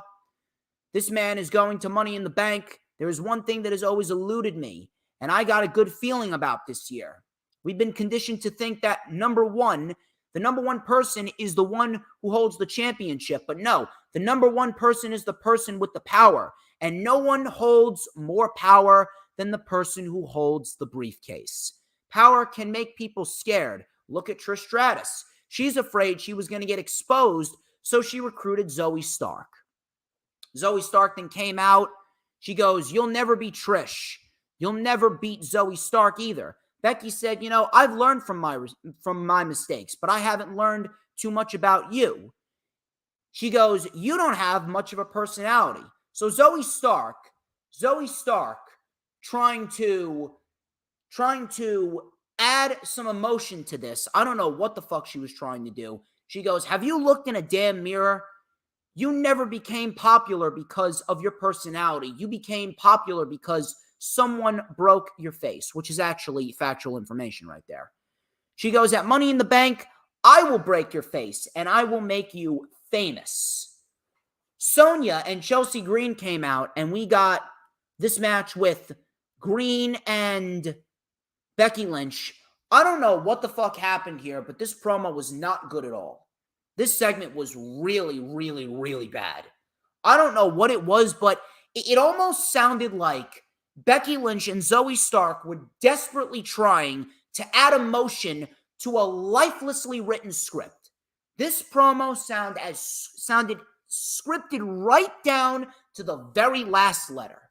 I don't know what the fuck they were trying to do. I'm not sure what they were trying to... I don't even know. I can't even find the proper words. It just felt awkward. I don't know what the fuck they were trying to elicit from the audience. I'm not sure what they were trying to come off as, but the emotion, it just came off so bad. It just came off so fucking bad from these two. I don't know what it is, but whoever fucking scripted this, because I know they fucking scripted this, whoever fucking scripted this needs to be fucking fired. We really need to stop overly scripting the talent. Zoe Stark, listen, Zoe Stark is not a woman that you should be overly scripting, because Zoe Stark, she's not the best promo, but I've seen her cut a hell of a lot better promos down in NXT. I don't know what it is, but do these women not go over what they're going to say? That's another thing. Do these people not go over what they're going to say before they go out there? Do they legit not go over anything that they're going to say before they get out there and cut this promo? That's what I'm trying to figure out. If you have the promo all set and ready, go over what you're going to say before you go out there and say it. Because if not, you're going to come off like this. This was not good. This was awful. Becky Lynch versus Chelsea Green. Who gives a shit? Becky Lynch wins with a shitty-looking disarmer. Who cares? Matt Riddle versus Damian Priest. Probably one of the best things on the show. This was a Money in the Bank qualifying match. So Riddle was in control early on. Priest took advantage, tripped Matt Riddle up on the apron. Priest went flying over the table. Riddle with a PK and a springboard floating bro. We had a nice German suplex by Riddle. Priest with a broken arrow. Priest took advantage coming back from commercial with a elevated headlock driver. Riddle with a kick. Priest was caught with an avalanche fisherman suplex off the top rope for a 2, which looked very, very nice. Riddle missed the floating bro. Priest got the razor's edge And Priest won with the Razor's Edge 1, 2, 3 clean in the middle of the ring. So I'm very, very happy that Priest won clean, number one. We got a very good match. And I will say this. If not LA Knight, I would not mind if Damian Priest wins Money in the Bank. I would not mind it at all. So afterwards, Gunther and Kaiser came out. Priest looked directly at Gunther and said, "Pick the bones." So they will be facing Owens and Zayn later on in the night, and that was going to be for the Undisputed Tag Team Championships. Afterwards, we got Bronson Reed versus Ricochet. Nakamura got involved because Bronson Reed threw Ricochet right into Nakamura, and we got a DQ being caused. Then Ricochet and Nakamura worked together, and they double superplexed Bronson Reed to the floor. The crowd chanted, "Holy shit," and it was bleeped out because WWE's a bunch of fucking pussies. Where is this leading to? I would love to know, where is this leading to? Because I'm really starting to get tired of it.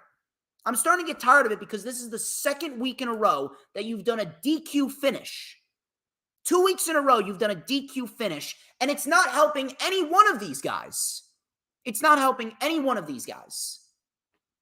Really, really, really fucking stupid. I don't know what is going on between these three guys. Bronson Reed isn't even in Money in the Bank.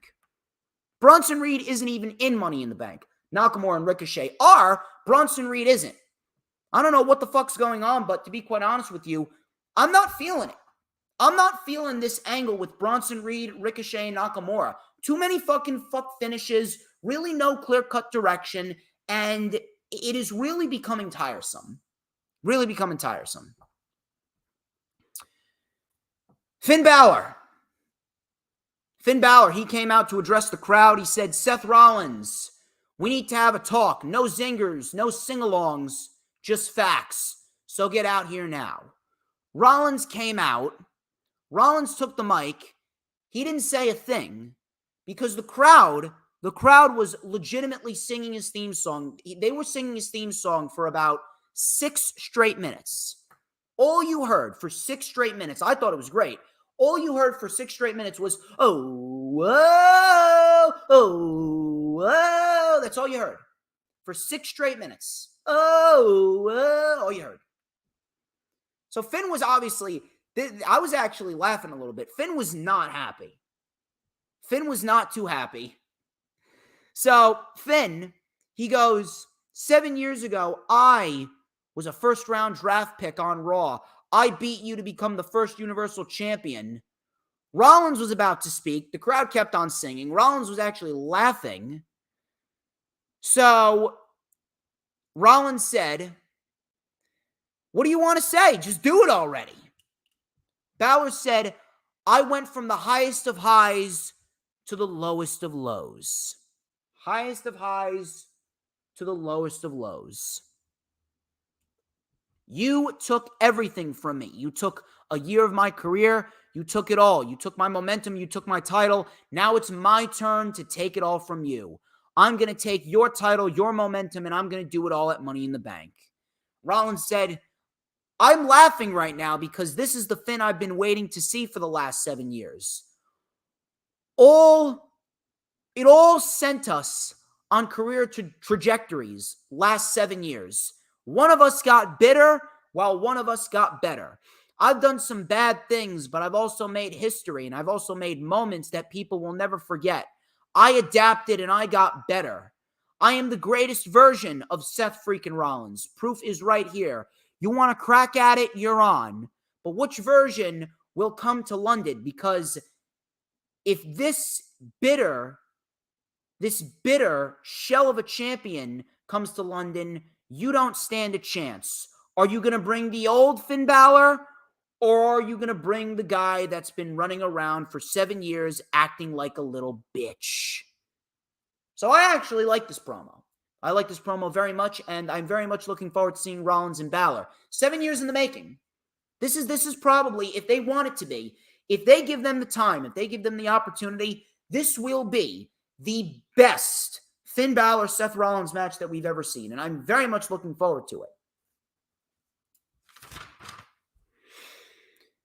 Shayna Baszler and Raquel Rodriguez. Baszler rolled up Raquel for the win. Who gives a fuck?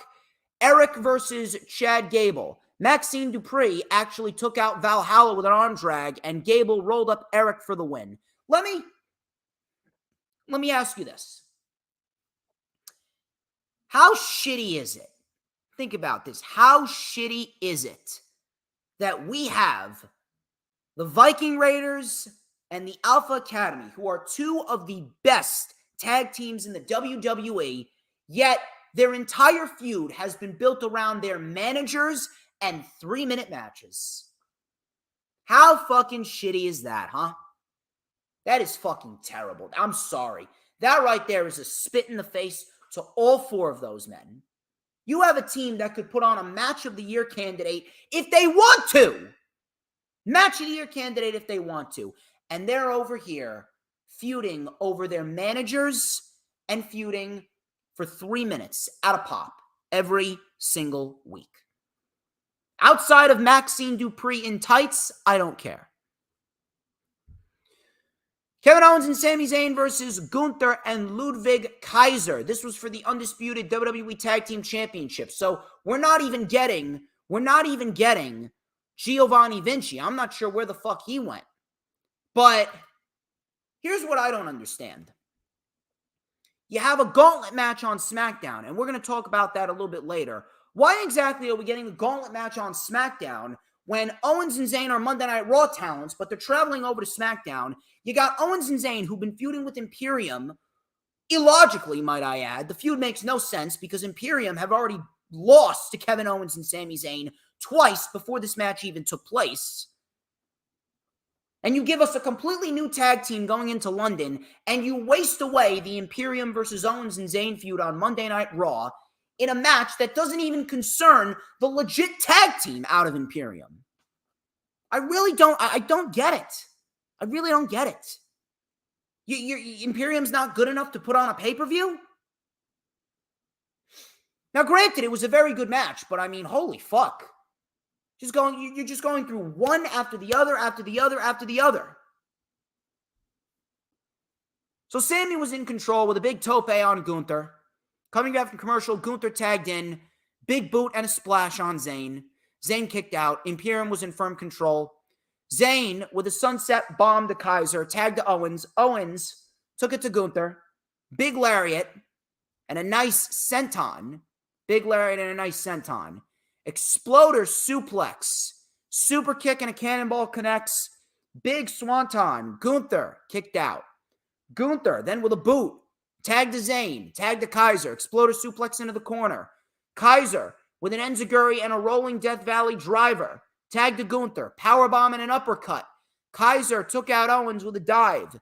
Big lariat by Gunther. Zayn kicked out. Another lariat. Zayn kicked out again.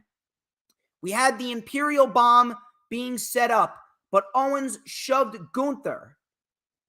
So we had Owens shoving Gunther into the pile of bodies. It was Kaiser pinning Zayn. Owens shoved Gunther into the pile in order to break it up. Matt Riddle came out. Gunther booted him. Owens with a DDT on the steel grate to Gunther. And then Sami Zayn with a beautiful Blue Thunder Bomb, and Sami Zayn retains the championship in what was a very good match. So I was very, very pleased with what we got with that main event. But again, the fact that Imperium isn't even good enough to put on a pay-per-view, so much so you need to do Pretty Deadly. Now, granted, I don't mind Pretty Deadly. I'm going to talk about them a little bit later on when we get to the SmackDown portion of the review. But I mean, you have this team in Imperium feuding for the tag team titles for months. Months now, a month and a half. And they're not even good enough to put on a fucking pay-per-view. So much so, not only that, but Giovanni Vinci doesn't even get his moment. That's shitty. That's really shitty. Very good main event, but still shitty for Imperium. Looks like we're getting Gunther and Matt Riddle at Money in the Bank, which I have no issue with. That was Monday Night Raw. Really, outside of the main event and Riddle versus Priest, really nothing to go back and watch. I really don't see a reason for anyone to go back and rewatch that. AEW Dynamite, on the other hand, that was a fantastic fucking show. Awesome fucking show. So Dynamite,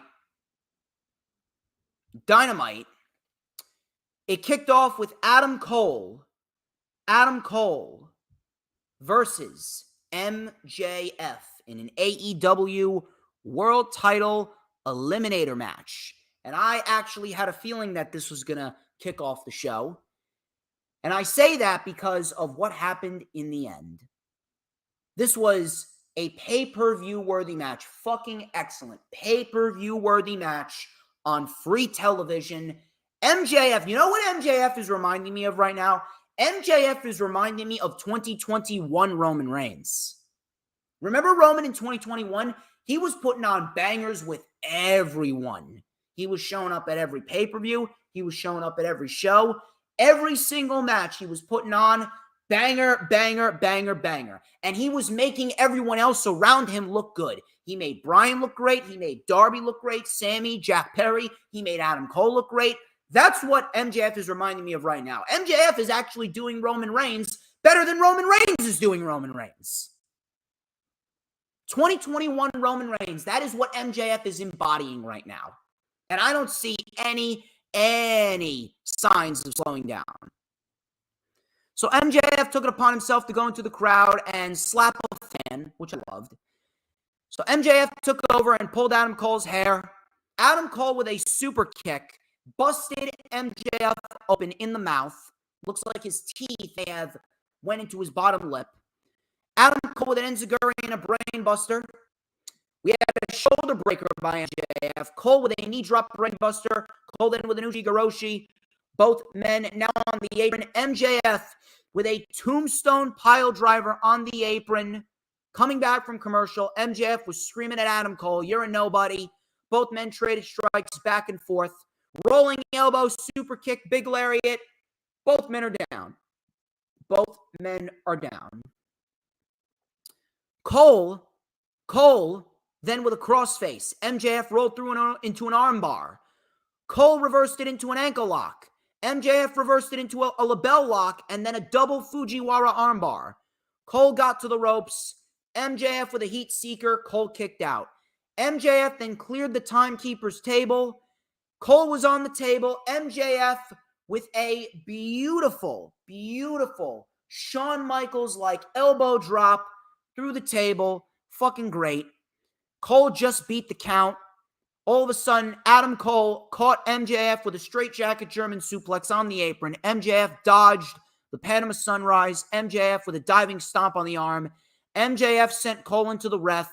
MJF then got his title. He gave it to Cole and fell while giving him a thumbs up. He was going to pull an Eddie Guerrero, but the ref didn't see the Eddie Guerrero stunt being pulled. Cole then hit MJF with the belt and delivered the boom. MJF's plan backfired.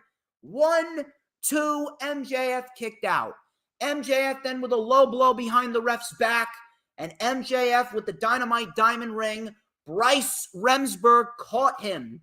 Cole with a super kick, a Panama Sunrise, and then the boom. He covered 1-2, but the bell rang. The bell rang, and it ends in a time limit draw. This was fucking excellent. And I called it. It was going to be a time limit draw. Why? Because now it gives Adam Cole more of a reason to chase. So Adam Cole afterwards, he took the mic and he said, 5 more minutes. MJF then slid out of the ring and walked away. Brilliant. Fucking brilliant. This gives Adam Cole more of a opportunity to chase. It gives the fans more of a reason to want to see Adam Cole get one up on MJF. MJF didn't beat Adam Cole, and Adam Cole didn't beat MJF. They're still at a stalemate.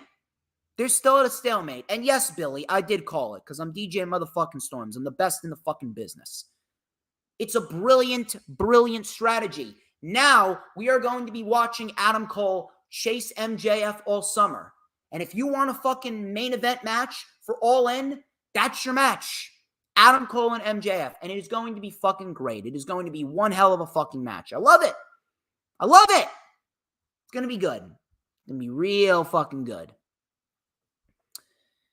Sammy Guevara, he was interviewed by Renee Paquette. Crowd was actually pretty receptive towards Sammy.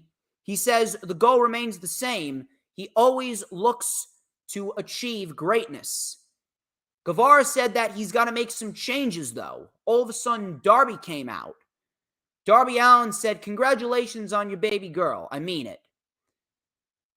But I'm not going to say I want a rematch for the world title, but some people are starting to love you again. And I got a question. Are you going to live in the shadow of the JAS?" Now, you don't have to answer this question now, but I think we all know the answer. All of a sudden, Chris Jericho then came out. Chris Jericho was not too happy. Chris Jericho, not too happy, and Darby stepped back a little bit. Jericho then asked Sammy, why didn't you call me when you were chasing MJF for 3 months? Because, if you did, you probably would be world champion right now. So Sammy then goes, I was actually wondering, why didn't you call me? Because if you did, you probably wouldn't have lost to Adam Cole twice. Ooh, it was a little nice zinger there by the Spanish God. So Jericho said, I think you're having some delusions of grandeur. Apologize to me now. Sammy said, I don't have to apologize for shit. So Jericho said, maybe we need to reunite the sex gods and you'll find out who your boss is. Darby, this was probably my favorite part of the entire fucking segment. This was my favorite part. He goes, it's funny, Chris, because you call yourself a wizard, but when you step in the ring, the magic is gone. And that got a big pop out of the crowd. Crowd was just like, oh, now we're starting to get serious. So Jericho got pissed. Sting then came out, and Sting and Jericho stood face to face. Jericho pointed his bat at Sting. Sting pointed his bat at Jericho. I thought that was a very, very nice face-off right there. Really, really, really good stuff right there. I'm loving it. Sonata from New Japan Pro Wrestling.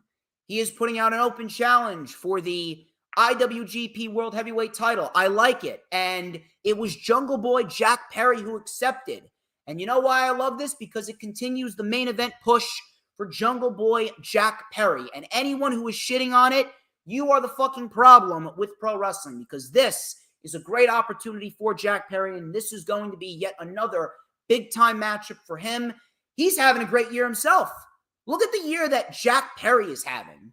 Great matches left and right. With Christian, the Fatal 4-Way. He's going to have another one. With Sonata. Anyone that is shitting on Jack Perry getting this opportunity, you need to reevaluate your priorities. Mogul Embassy versus Keith Lee, Darby Allin, Sting, and Orange Cassidy. And Brian Cage, I actually like this. Brian Cage came out in his old Sting attire. Brian Cage came out like surfer guy Sting. I actually thought that was a nice little homage right there from Mr. Brian Cage. I've been liking Brian Cage. I've been liking what he's been doing recently. So this was all action right out of the gate. Darby was isolated. He got a powerbomb into a house call. That got a 2 count. Darby hit a stunner. Tagged to Keith Lee. Keith Lee lit up everyone. Double lariats on the Gates of Agony. A big elbow on Brian Cage. He actually crushed Swerve Strickland. We had a triple powerbomb Swerve Stomp combination. Really, really, really nice stuff right there. Darby saved the match. We had a satellite DDT on Swerve by Cassidy. An F5 by Cage. Sting took out Khan. Leona crushed Sting in the corner with a body avalanche. Lee was coming out of nowhere. He pounced Leona. Big spinebuster on Swerve. Coffin drop by Darby on the Gates of Agony. Brian Cage caught an orange punch, and then Sting with a scorpion death drop. He wins the match. 1, 2, 3. This only went about 8 minutes, but man, was this a fun-ass match. This was fucking fun as shit. Really, really fun stuff between these 8 guys. Let me tell you something, man. The Embassy, the Mogul Embassy and Swerve Strickland, 4 guys that should absolutely be in the prime spotlight throughout this year. Really, really loving that shit. I really am. Mogul Embassy, I don't know who the fuck's going to take the Ring of Honor World 6-Man Tag Team titles off the Mogul Embassy. If anything, I would give it to the Dark Order, but that's just me. TNT title, it was Wardlow and Jake Hager. I appreciate when Jake Hager wrestles. He's not the best. Jake Hager's not the best, but when Jake Hager is called upon, he gives you a very, very solid pro wrestling match. And his match with Wardlow here, this was pretty solid in itself. So I really think that people should start putting some more respect on Jake Hager. He's very good when he's given the opportunity. So Hager, he wasted no time. Wardlow hit a nice release German suplex on Hager. Hager hit the steps on his way out of the ring. Wardlow was in control. Coming back from commercial, Jake Hager with an ankle lock. Wardlow came back with a big spine buster. 2.0 came out to get in Arn Anderson's face, and his son Brock Anderson came out to help fend them off. So Wardlow kicked out at 1 from a big slam by Hager. Hager with the Hager bomb. Wardlow got his feet up. Wardlow then with a nice pescado over the top rope. Beautiful swanton bomb. Wardlow then with 2 power bombs, and he retains the TNT Championship. Afterwards, Christian Cage said to Luchasaurus, he said, Luchasaurus accepts your challenge for the TNT title. And then they showed Arn Anderson in the back, all bloodied. So it looks like that Wardlow's going to look for his revenge against Luchasaurus, which should be very, very fun. And I actually see Wardlow retaining tonight. I would not give the title to Luchasaurus. I would keep the title on Wardlow, and I would push Wardlow going forth into the summer months and have Wardlow fight Goldberg if he shows up. I mean, you want to get that done, you want to elevate Wardlow, get it out of the way. I'd like to hope that Wardlow remains on TV consistently with the TNT title because his first reign was fucking terrible. His first reign ended way too fucking soon. So I hope that they keep the title on Wardlow, and Wardlow holds that title going into the summer months, going into the fall as well. He should not be losing that title until Full Gear. Give him a solid amount of time with it. I'll tell you what else I really like. Hiroshi Tanahashi. He is going to be challenging Maxwell Jacob Friedman at Forbidden Door. Another Match of the Year candidate will be coming for Mr. MJF. Toni Storm versus Sky Blue. This was for the AEW Women's World Championship, and this was easily Sky Blue's best match in her AEW career. Now, the one thing that I love about this, and listen, Tony Khan, he's not perfect. He's made plenty of mistakes, but one thing that he's always done is push new talent. He's always given new stars opportunity. Guys like Daniel Garcia, guys like Wheeler Yuta, guys like Hangman Page, guys like The Acclaimed, women like Jamie Hayter, and now Sky Blue. Sky Blue, let me tell you something. Sky Blue, I really, really think that Sky Blue, in due time, she's going to have the potential to be one hell of a fucking babyface. And yes, Dylan, it's the booty versus booty match. I prefer Sky Blue, though. So, Sky Blue went right on the attack. She looked great, by the way. Crossbody for a 2. Sky Blue's mother was actually at ringside. I actually love this shit. Soho and Storm actually spray painted Sky Blue's mother in the eyes. Sky Blue then with a tope suicida taking out both women. Back from commercial, Sky Blue with a nice step-up knee and a sliding enziguri. Storm took advantage with the spray paint. Sky Blue had her own blue spray paint. So Sky Blue, after the blue spray paint, delivered a beautiful code blue, but the ref was distracted by Ruby.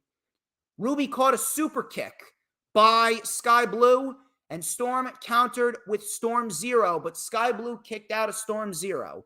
Storm kept the pressure on, and Storm locked in a Texas Cloverleaf, and Sky Blue ended up tapping out, which ultimately led to Storm retaining the championship, which I didn't mind, because in the end, she was not going to be losing the championship. Afterwards, Willow Nightingale actually came out, and the Outcasts ran off. We got a big card for Collision tonight. We got ourselves Miro returning to action. The Redeemer is back. I love it. He's your next international champion, if you're asking me. Buddy Matthews. Buddy Matthews versus Andrade El Idolo. That's actually the match that I'm looking forward to the most tonight, because if we get Buddy Matthews and Andrade, I mean, it's all but confirmed that we're going to get La Facción Ingobernables versus the House of Black. And that's going to be one hell of a fucking trios match. You take all of my money. Take it all. Take all my money. Do not mind it at all. Take it. Take it. We also got Ruby and Storm versus Nightingale and Sky Blue tonight. It looks like we could be setting up a match for Sky Blue. Maybe we get Willow Nightingale versus Ruby for the New Japan Pro Wrestling Strong Women's Championship at Forbidden Door. I wouldn't mind it. Main event, it was the Hung Bucks. Hangman Page and the Young Bucks versus the Blackpool Combat Club. Action was hot right out of the gate. Claudio popped Nick Jackson with an uppercut, which looked brutal. Moxley with a tope suicida. Matt Jackson with a plancha onto Moxley and Claudio. Moxley took over and wore down Nick Jackson. Coming back from commercial, tagged to Page. Fall away slam on Yuta. Claudio with a plancha. Big suicide dive. Buckle bomb on Yuta. Matt Jackson with the Northern Lights. Locomotion suplexes. Crazy fucking shit. One after the other after the other. Claudio then with a lariat. A rolling elbow by Page. Bridging German by Yuta. That got a 2. Moxley and Claudio with a Doomsday device on Matt, but Matt Jackson kicked out. Rear naked choke by Moxley. Nick Jackson broke it up with a beautiful fucking Swanton bomb. Choke slam by Claudio. Rocket launcher, but Matt Jackson got his knees up. We got the super kick party, a BTE trigger, and the buckshot lariat, and Adam Page wins the match. Awesome match. I did not think that they were going to give the Hung Bucks the win, but I guess that the Elite cannot look like losers this entire time. Afterwards is where shit really started to break down. We got the BCC attacking the Elite again. All of a sudden, Eddie Kingston came out and attacked Claudio, and it looks like we got ourselves our main event for Ring of Honor Death Before Dishonor, and that is when Eddie Kingston should become the new Ring of Honor World Champion. So afterwards, Eddie Kingston and Moxley actually stood eye to eye. Kingston and Moxley got into a little bit of a shoving match. All of a sudden, Konosuke Takeshita came out, blasts Eddie Kingston. All of a sudden, Omega returns out of nowhere. Omega and Takeshita, they go at it. Super kicks by the Bucks. Snapdragon on Takeshita. The Bucks and Page then took out the BCC. A V-trigger by Omega to Takeshita. All of a sudden, out of nowhere, this was just one after the other.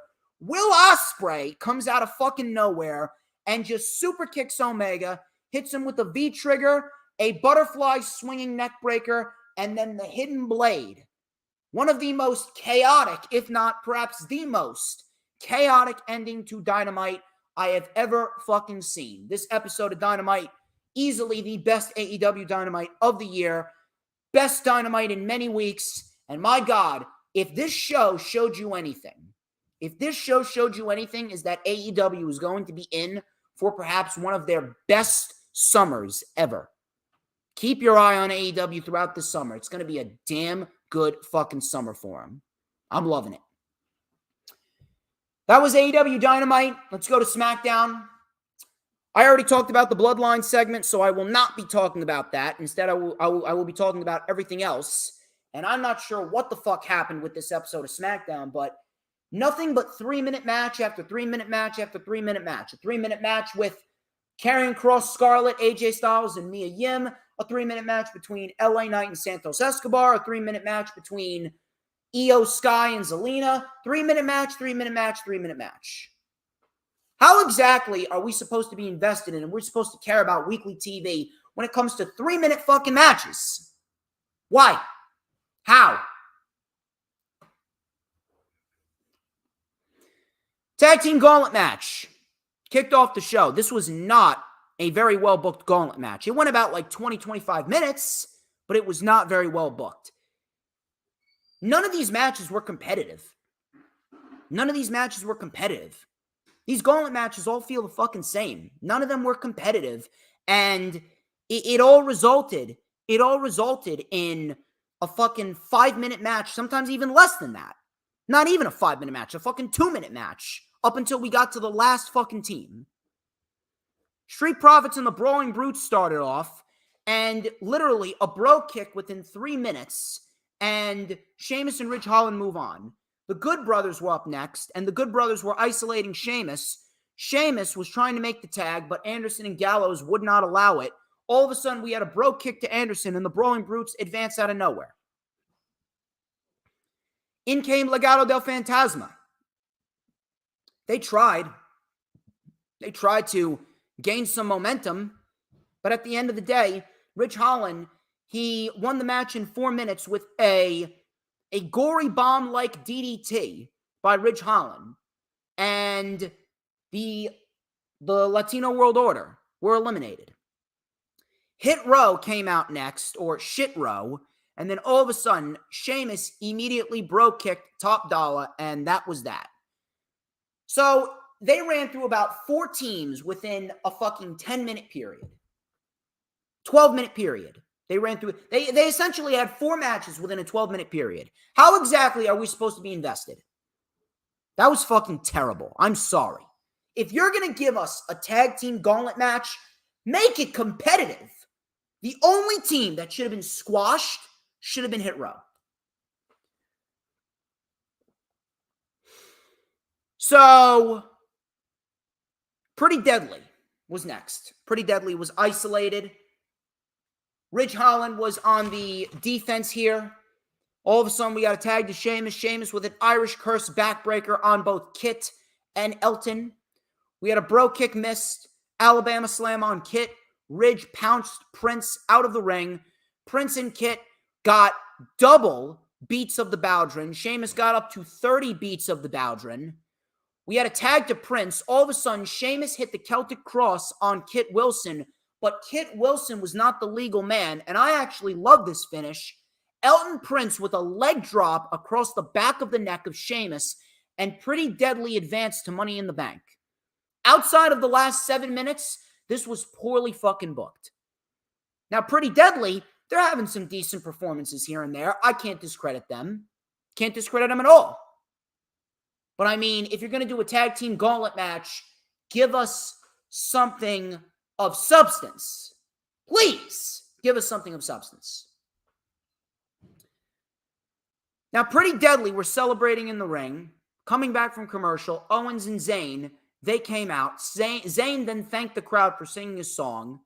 He goes, "Some congratulations are in order to Pretty Deadly, because I didn't think that you would make it this far. But it looks like you've been celebrating for a total of 5 minutes. You should have been out of the ring 5 minutes ago. So you've overstayed your welcome." So Elton Prince then said, "You know, we've been wrestling in a gauntlet match, and our hair looks better than yours." Which, I mean, I can't really say that he's wrong. I actually think that Pretty Deadly has some nice hair. So he said, "We are going to celebrate after our win at Night of Champions, at Money in the Bank, even longer." So they kept on saying, even longer. So Owens said, "You know, can we just fight him already?" Sami Zayn said, "Yeah, let's go fight him." So they ran to the ring, and Pretty Deadly ran off.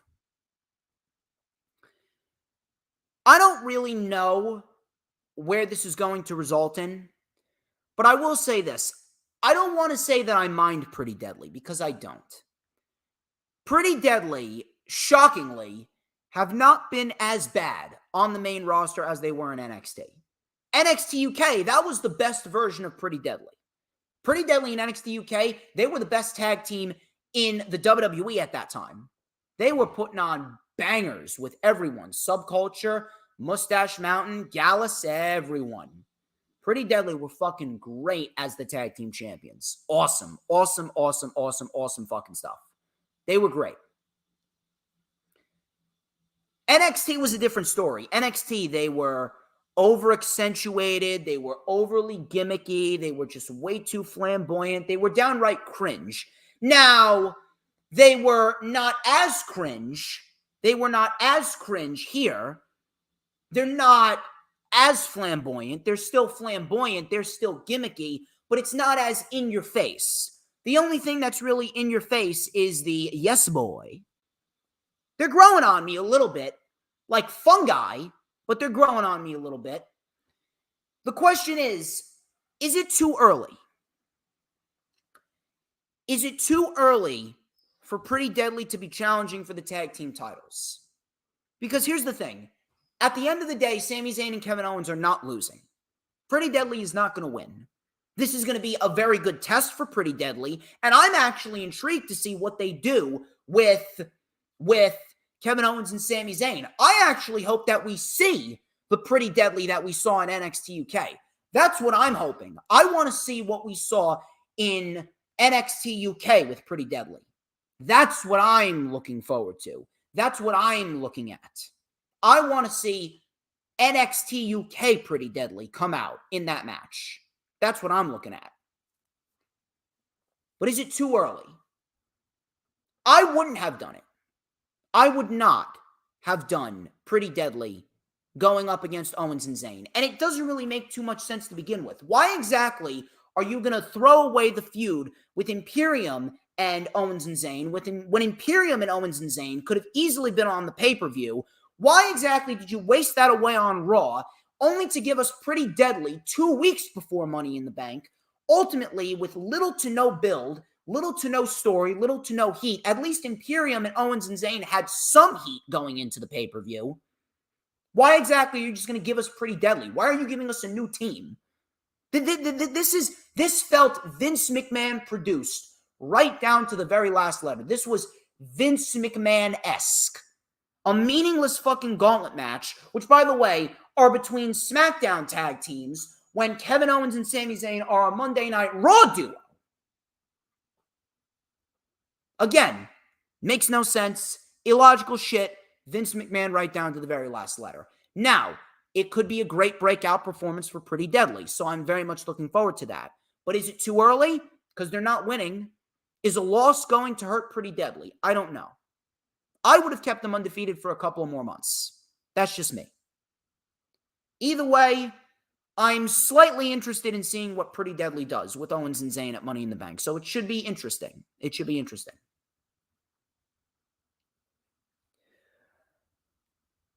Zelina Vega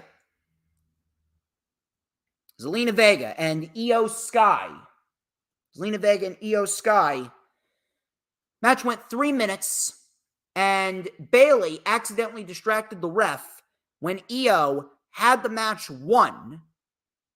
So Vega took advantage, and Vega rolled up Io Sky for the win. I actually don't mind Io losing, because at the end of the day, Zelina Vega can't be a fucking bum all the time. She can't be a fucking loser all the time. And on top of that, Io Sky and Bayley, they're currently tied up in this program where tension is building. So if they want to continue to build the tension between the two, I don't mind that. My only issue is it went 3 minutes. It's my only fucking issue. It went 3 minutes. Grayson Waller effect. Grayson Waller introduced Charlotte Flair. Where are my fuck Charlotte Flair comments when I need them? Where are my fuck Charlotte Flair comments when I need them? So, Waller talked about Charlotte Flair ending Asuka's undefeated streak. Thank you, Grayson. I did not need to be reminded of that horrendous booking decision. Waller said, "This isn't the same Asuka. that you have faced in years past. Waller asked if Charlotte will become a 15-time champion. Waller got a little flustered. He did a woo. And Bianca then came out. Bianca then said, explain to me how things are working. You walk in and you get yourself an opportunity, or am I tripping? Charlotte then said, well, hello, EST. Yes, I walked in, and I didn't write the rules, nor did I politic to rewrite them. Yeah, you did, bitch. Yeah, you fucking did. You think I was born yesterday? If anyone thinks that Charlotte Flair did not politic her way into getting all these fucking title opportunities, you clearly have some mental fucking issues. You really need to reevaluate your priorities a little bit, because if you look at the show and you watch the fucking show, you will see clearly that Charlotte Flair has been politicking her way into title matches for years now. But yet some people say that she's the greatest of all time. You can suck my cock. Kindly get it down on your knees, make like your mother, and suck my dick. Charlotte Flair is a manipulative, politicking bitch. So she goes, I lost to Rhea, but I didn't get my rematch, so aren't we both owed a rematch? So this is where things really started getting interesting. This was actually not that bad. Bianca goes, I didn't get my rematch because I stayed put and I did things the right way. You ran away. Maybe I should take matters into my own hands. Maybe I should run away. Charlotte then said, I didn't run away. No, I am a champion with or without the title. Are you? So Bianca, this is where Bianca really started to get up there. And this is where things started to get interesting. She goes, I am the longest reigning women's champion of the modern era, and I didn't need to win it 14 times to do it. So put some respect on my name.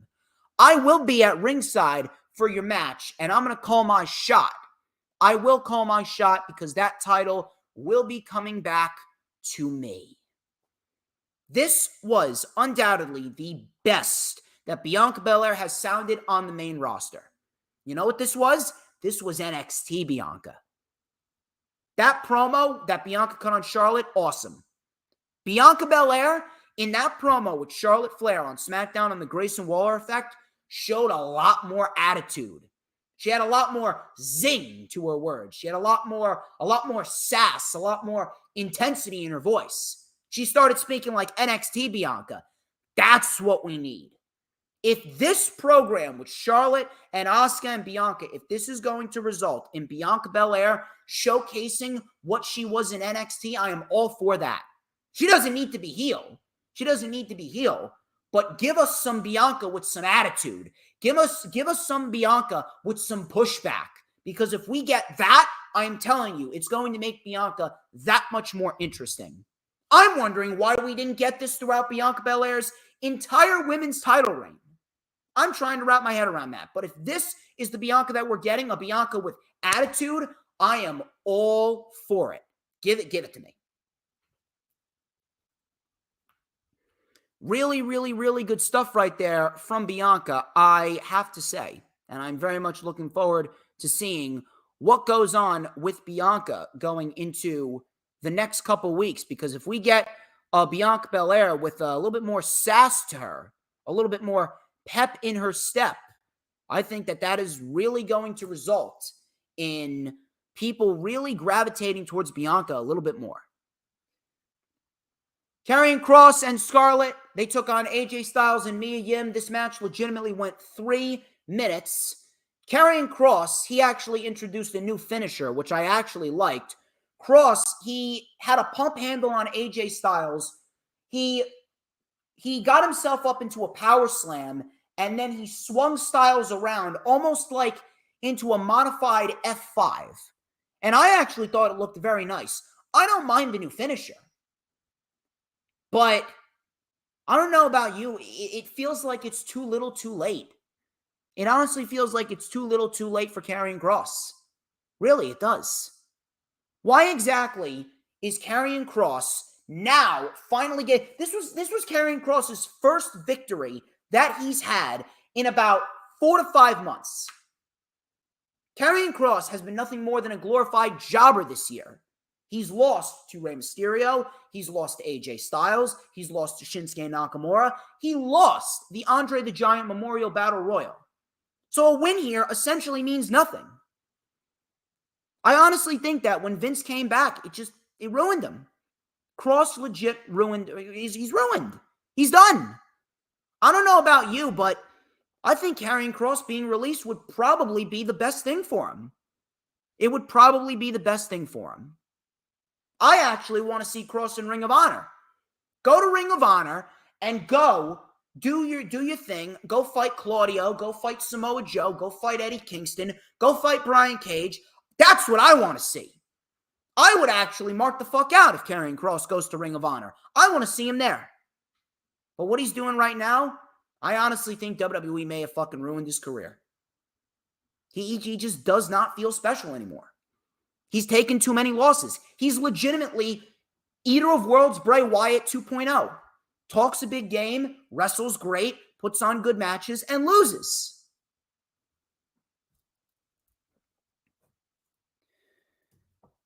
Baron Corbin. Baron Corbin attacked Cameron Grimes in the back, and we got a match next week. Great.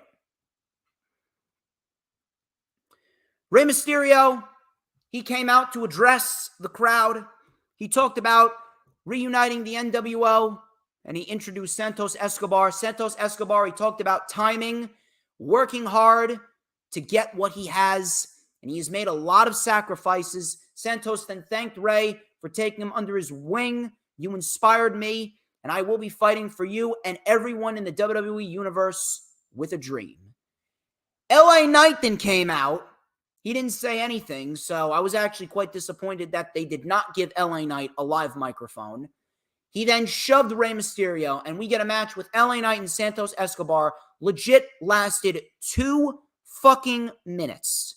2 minutes, and Santos Escobar rolled up LA Knight for the win. Knight then attacked Escobar, and then Rey Mysterio came back out, and Knight ran off. Why exactly are we getting matches? Why is it that the only wrestling match that we got on SmackDown that went anywhere close to a decent amount of time was the Gauntlet match? If anything, the one match within the Gauntlet match that actually got a decent amount of time was the match with Pretty Deadly and the Brawling Brutes. I don't know. I really don't understand. Why is it that WWE just constantly does everything in their power to avoid giving us wrestling? I want wrestling. It's a wrestling show. You want to give us fucking soap opera drama? Do that with the Bloodline. But outside the Bloodline, I would like wrestling, please. Not this 2-minute fucking match fest. I don't want that shit. We got enough of that shit when AEW Dark was a thing. I already talked about the Bloodline segment in the beginning. You want to go back and rewatch that? Go back and rewatch it. Rampage. Rampage was pretty much, this was a 50-50 show. Not as good as Dynamite. I don't think anything was going to come as good as Dynamite, but this wasn't a bad show. It was a pretty 50-50 show. The first match and the last match were the 2 matches that I would encourage you to go out and rewatch. The main event was awesome. And then the 6-man tag team match in the beginning of the show, that was actually very, very fun. Outside of that, really nothing too crazy. Set up a couple matches for Dynamite, and that was it. That was pretty much it. But it was better than last week, I will say that. It was a little better than last week. Chaos and United Empire. This was Rocky Romero and the Best Friends versus Kyle Fletcher, Jeff Cobb, and Will Ospreay. So Jeff Cobb came in. He mixed it up a bit. Beretta hit a springboard moonsault onto United Empire on the floor. Chaos was in control. We had a double elbow drop on Ospreay. Handspring enziguri by Ospreay on Chuck Taylor. Coming back from commercial, Fletcher was caught with a German suplex barrage. We had a tornado DDT stopped by Kyle Fletcher. Kyle Fletcher with a sheer drop brainbuster, which I love that move. Double knees by Roppongi Vice on Fletcher. Big German suplex by Jeff Cobb. Tag to Romero. Chuck Taylor actually slammed Jeff Cobb, and then we got the soul food half and half. Cobb got up, took out the best friends. Cobb, with an overhead belly-to-belly, tagged to Ospreay, haluva kick, backslide by Rocky Romero, close 2 count, a knee by Chuck Taylor, and Rocky Romero had a big lariat on Ospreay. Fletcher then came in with a tombstone on Rocky Romero, and we got the hidden blade by Will Ospreay, that back elbow, the hidden blade, and we get ourselves a win for United Empire in what was a very, very fun match. And after that match, let me tell you something. After Forbidden Door, I would like to personally request United Empire versus the House of Black, please. Thank you, Tony Khan. Tony, if you're listening, give me United Empire versus the House of Black. This was fun as fuck. So then after that, we go into a match with Trish Adora and Taya Valkyrie. I actually don't mind Trish Adora. I actually think Trish Adora is pretty nice. She's been doing her thing on Ring of Honor, and I've been liking what she's been doing on Ring of Honor. So Valkyrie, clearly, this was a showcase match for Taya Valkyrie, and Taya Valkyrie ended up getting the win here, and it looks like Taya Valkyrie will be the next challenger for Miss Chris Statlander, which I very much like. She's been showing a little bit more attitude, and she's been showing a bit more sass as well, so she's kind of taking the Bianca Belair route, and it looks like Taya Valkyrie is going to be a heel going forward, which I don't mind, because Chris Statlander, there's no way that you're going to get people to root for Taya Valkyrie over Chris Statlander. But we had a couple stiff forearms by Trish Adora, but in the end, Taya Valkyrie won. She hit a spear and then a curb stomp on Chris Statlander to get the win. So it should be a fun match with Chris Statlander. I'll tell you what was not fun. Well, actually, I mean, maybe it was, depending on what you're into. Jeff Jarrett, Karen Jarrett, and Jay Lethal versus Mark Briscoe, Papa Briscoe, and Aubrey Edwards. This was a 6-person mixed tag team match. This was quick. This was simple, to the point. It didn't even go 10 minutes. And thank God they got this shit done out of the way. It was done. It was over with. Never to be seen again. It was a one-off. Do not ever do this again. Please do not ever do this again, Tony Khan. I predicted that Mark Briscoe was going to carry this shit with Jay Lethal, and that's exactly what happened. So Jeff Jarrett and Jay Lethal, they came in, and Mark Briscoe chopped them. Nice hip toss by Mark Briscoe. Tagged to Aubrey, tagged to Karen, but Karen tagged right back out to Jay Lethal, so Karen did not want any part of Aubrey Edwards. Papa Briscoe came in, and this actually surprised the shit out of me. Papa Briscoe came in, completely surprised the shit out of me, and Papa Briscoe was actually moving pretty well in there. He had a double shoulder tackle with his son. Mark Briscoe then went for Froggy Bow, but he was shoved off the top by Jeff Jarrett. Coming back from commercial, Papa Briscoe got the hot tag. Yes, Papa Briscoe got the hot tag, and he was delivering some stiff lariats to Jeff Jarrett.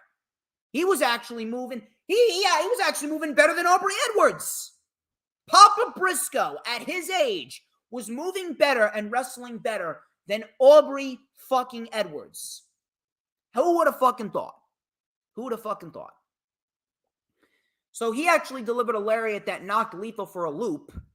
We had a punch to Dutt, and then he actually delivered a spear. Papa Briscoe delivered a spear.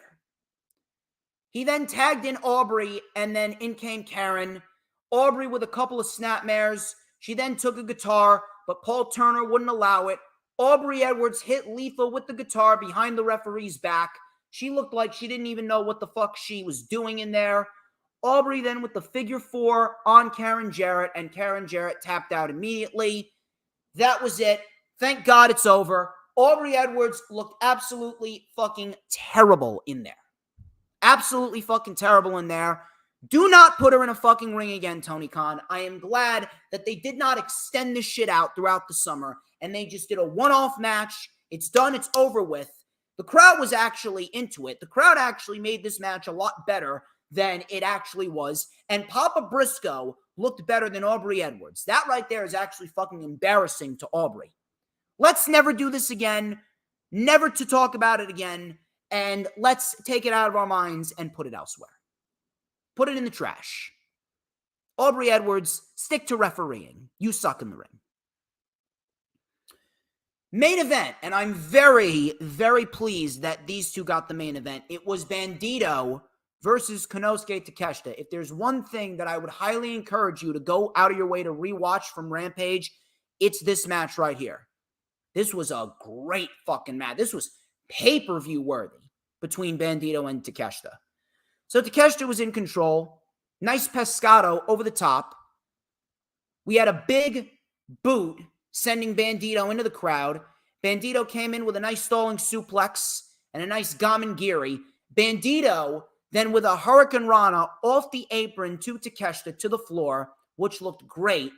Takeshita then took over with a nice knee.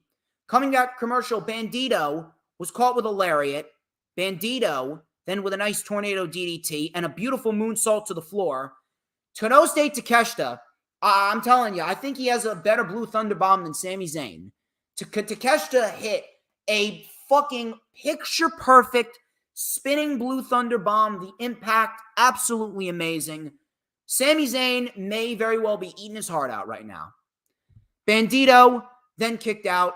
Bandito with a military press and a big frog splash. Takeshita kicked out. Takeshita had Bandito up on the top. A huge lariat over the top. Bandito kicked out of the lariat. Bandito then with a modified GTS and the 21-plex. But on the 21-plex, Takeshita rolled through and landed on his feet. He did a backflip, landed on his feet. Takeshita then went for an O'Connor roll German suplex, and Bandito landed on his feet. Bandito then with a spike Rana pin. Takeshita kicked out.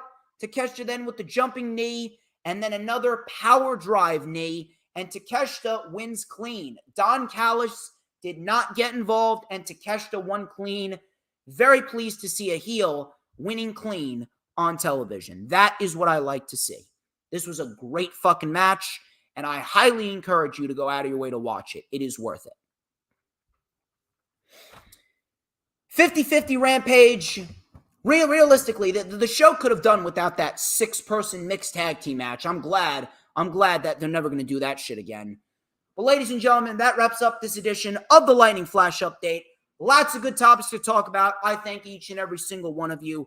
Do not forget to like, comment, and subscribe. Next Thursday, I will be having Alicia Joyce from Australia join me for the rundown for AEW and New Japan Pro Wrestling Forbidden Door, which goes up at 7:30 p.m. Eastern Time. Be there for it. I'll be flying solo for the rewind for Forbidden Door next Monday on June 26th. It's going to be fun. It's going to be good. Plenty of good stuff to come in. I got little Stevie joining me for the rundown for Money in the Bank on June 29th. And I got Matt, the Giants fan, joining me for the rewind for Money in the Bank on Sunday, July 2nd. It's going to be a fun summer month. It is going to heat up quickly. It's already been heating up. We got Collision tonight. I'm going to be watching. I'm going to be tweeting about it. It's going to be hella fun. Thank you all as per usual. Check out all the links in the description. Till next time, people. Thank you to Sarah Hapka, Dylan, Dee Dee, Billy, Lisa, and everyone. You guys have been great. Till next time, I'm DJ Storms. This has been the Lightning Flash Update. But before we get out of here, who runs the IWC, people? It's a question that everyone must answer. Who runs the IWC? Lisa has answered. Will you? Will you answer? Or do I have to answer for you? Do I need to educate shit for you? Do I? I think I may have to, because it's the only way that I seem to get through for people. Who runs the IWC, people? Who? But DJ motherfucking Storms. And don't you forget it. Cause we want retribution. Oh yeah, we want retribution. Oh yeah, we want retribution.